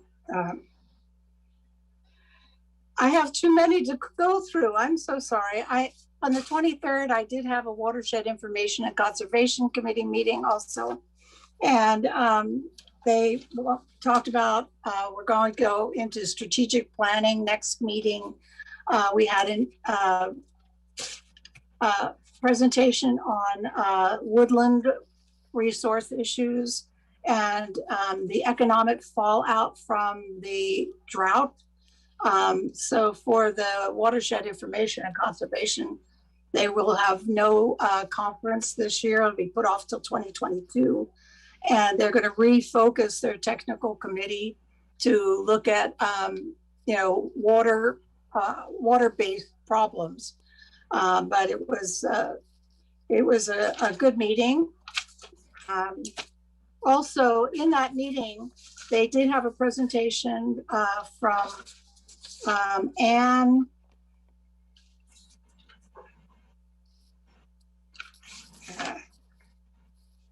Britton from the Ashley Cortec volunteer. She's an Ashley Cortec volunteer. Anyway, she was talking about how right now the in the industry that's in farming for wines, vineyards, they're developing a lot of electrical and engineering electrical vehicles for using in agriculture. So that's a good sign. We were talking about plastic bag bans and banning plastics and banning the gasoline handheld blowers. And so this is a development that's going on that's getting a lot more attention. So that was good. And then and we had the Climate Action Plan Committee meeting on the April 23rd. And we had the RCDC Executive Director, Lucas Patzik, talked about forest health and promoting resilience in the forest, gave a presentation about that. And it was all very good, but the whole, you know, every branch of government is really talking most about the drought in California. So it's been a lot of notes, and a lot of them have to do with drought. Thank you. Okay, that was thorough. I didn't last through the entire 2-hour Cal Cities legislative update this morning, but it certainly sounds like you did with all those notes. Thank you. I heard all about it last week at the board meeting, so I wasn't going to sit through it again, frankly. But thank you for all those reports out.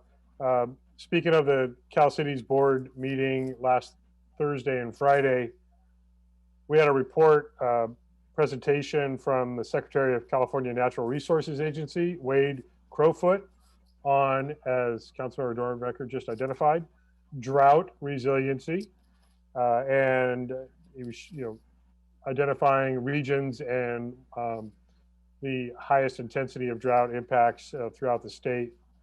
And it does vary quite a bit throughout the state, which was interesting.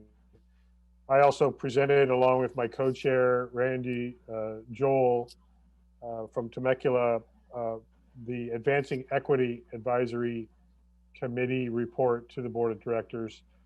That's the committee I've been on for about 3 months with 24 elected officials and city staff from throughout the state, talking about diversity, equity, and inclusion. And we presented an initial report that is leading to a work plan that Cal Cities is putting together for all of the jurisdictions, all the membership, to have resources and tools so that we can advance equity, inclusion, and diversity, not only in our municipal government, but in our communities. So that was, it was very satisfying to be a part of that effort, and it's going to be ongoing. So you'll hear reports out. I'm sure Councilmember Dornbecker and I, especially most active in the North Bay Division, will be having more conversations about that as well. We did take positions as a board on about 24 bills. Many of them were related to public safety issues that are in the legislature right now. Some of it about reforming training and police equipment and police response, things like that. Also, housing, homelessness, and economic development were popular themes for legislation that's happening right now.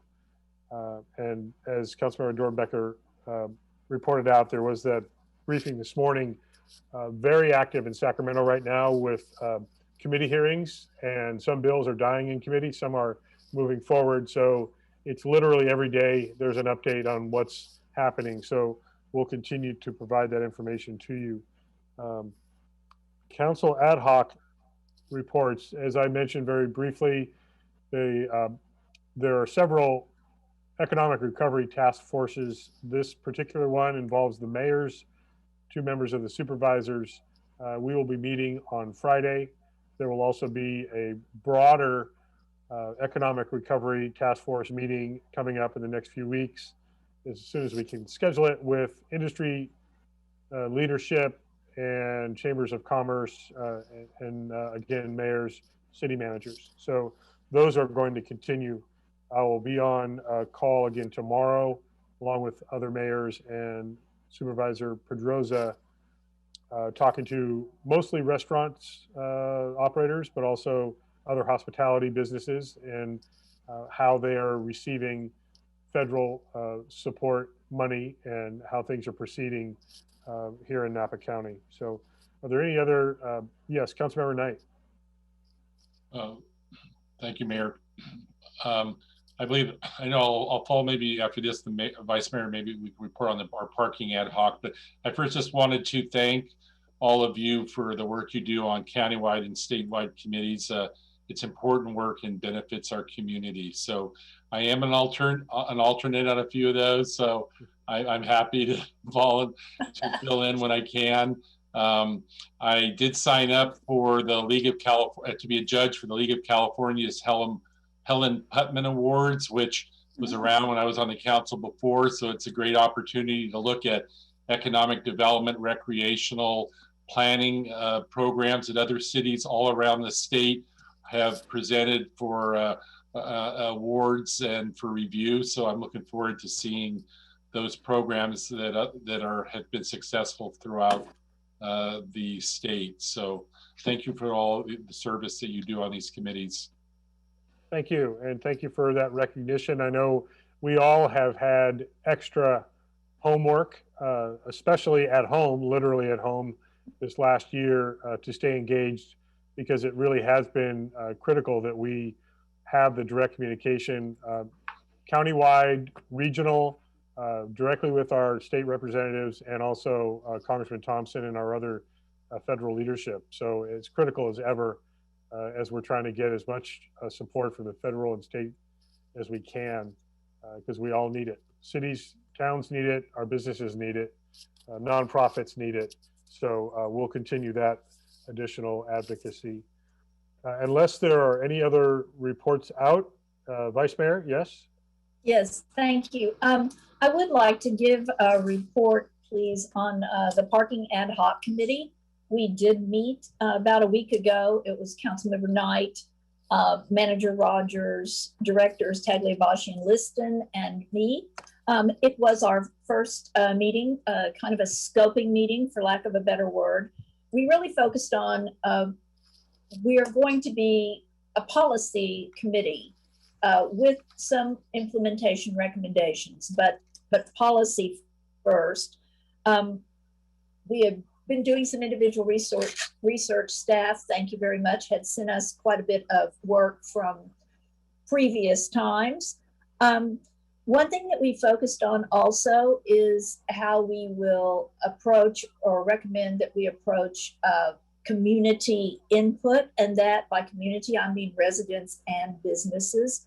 We discussed some kind of more atypical possible approaches, such as small groups or hybrid groups of business and residents, which I know have been done before, but kind of looking at those, because I think if we've heard it once, we've heard it more than twice.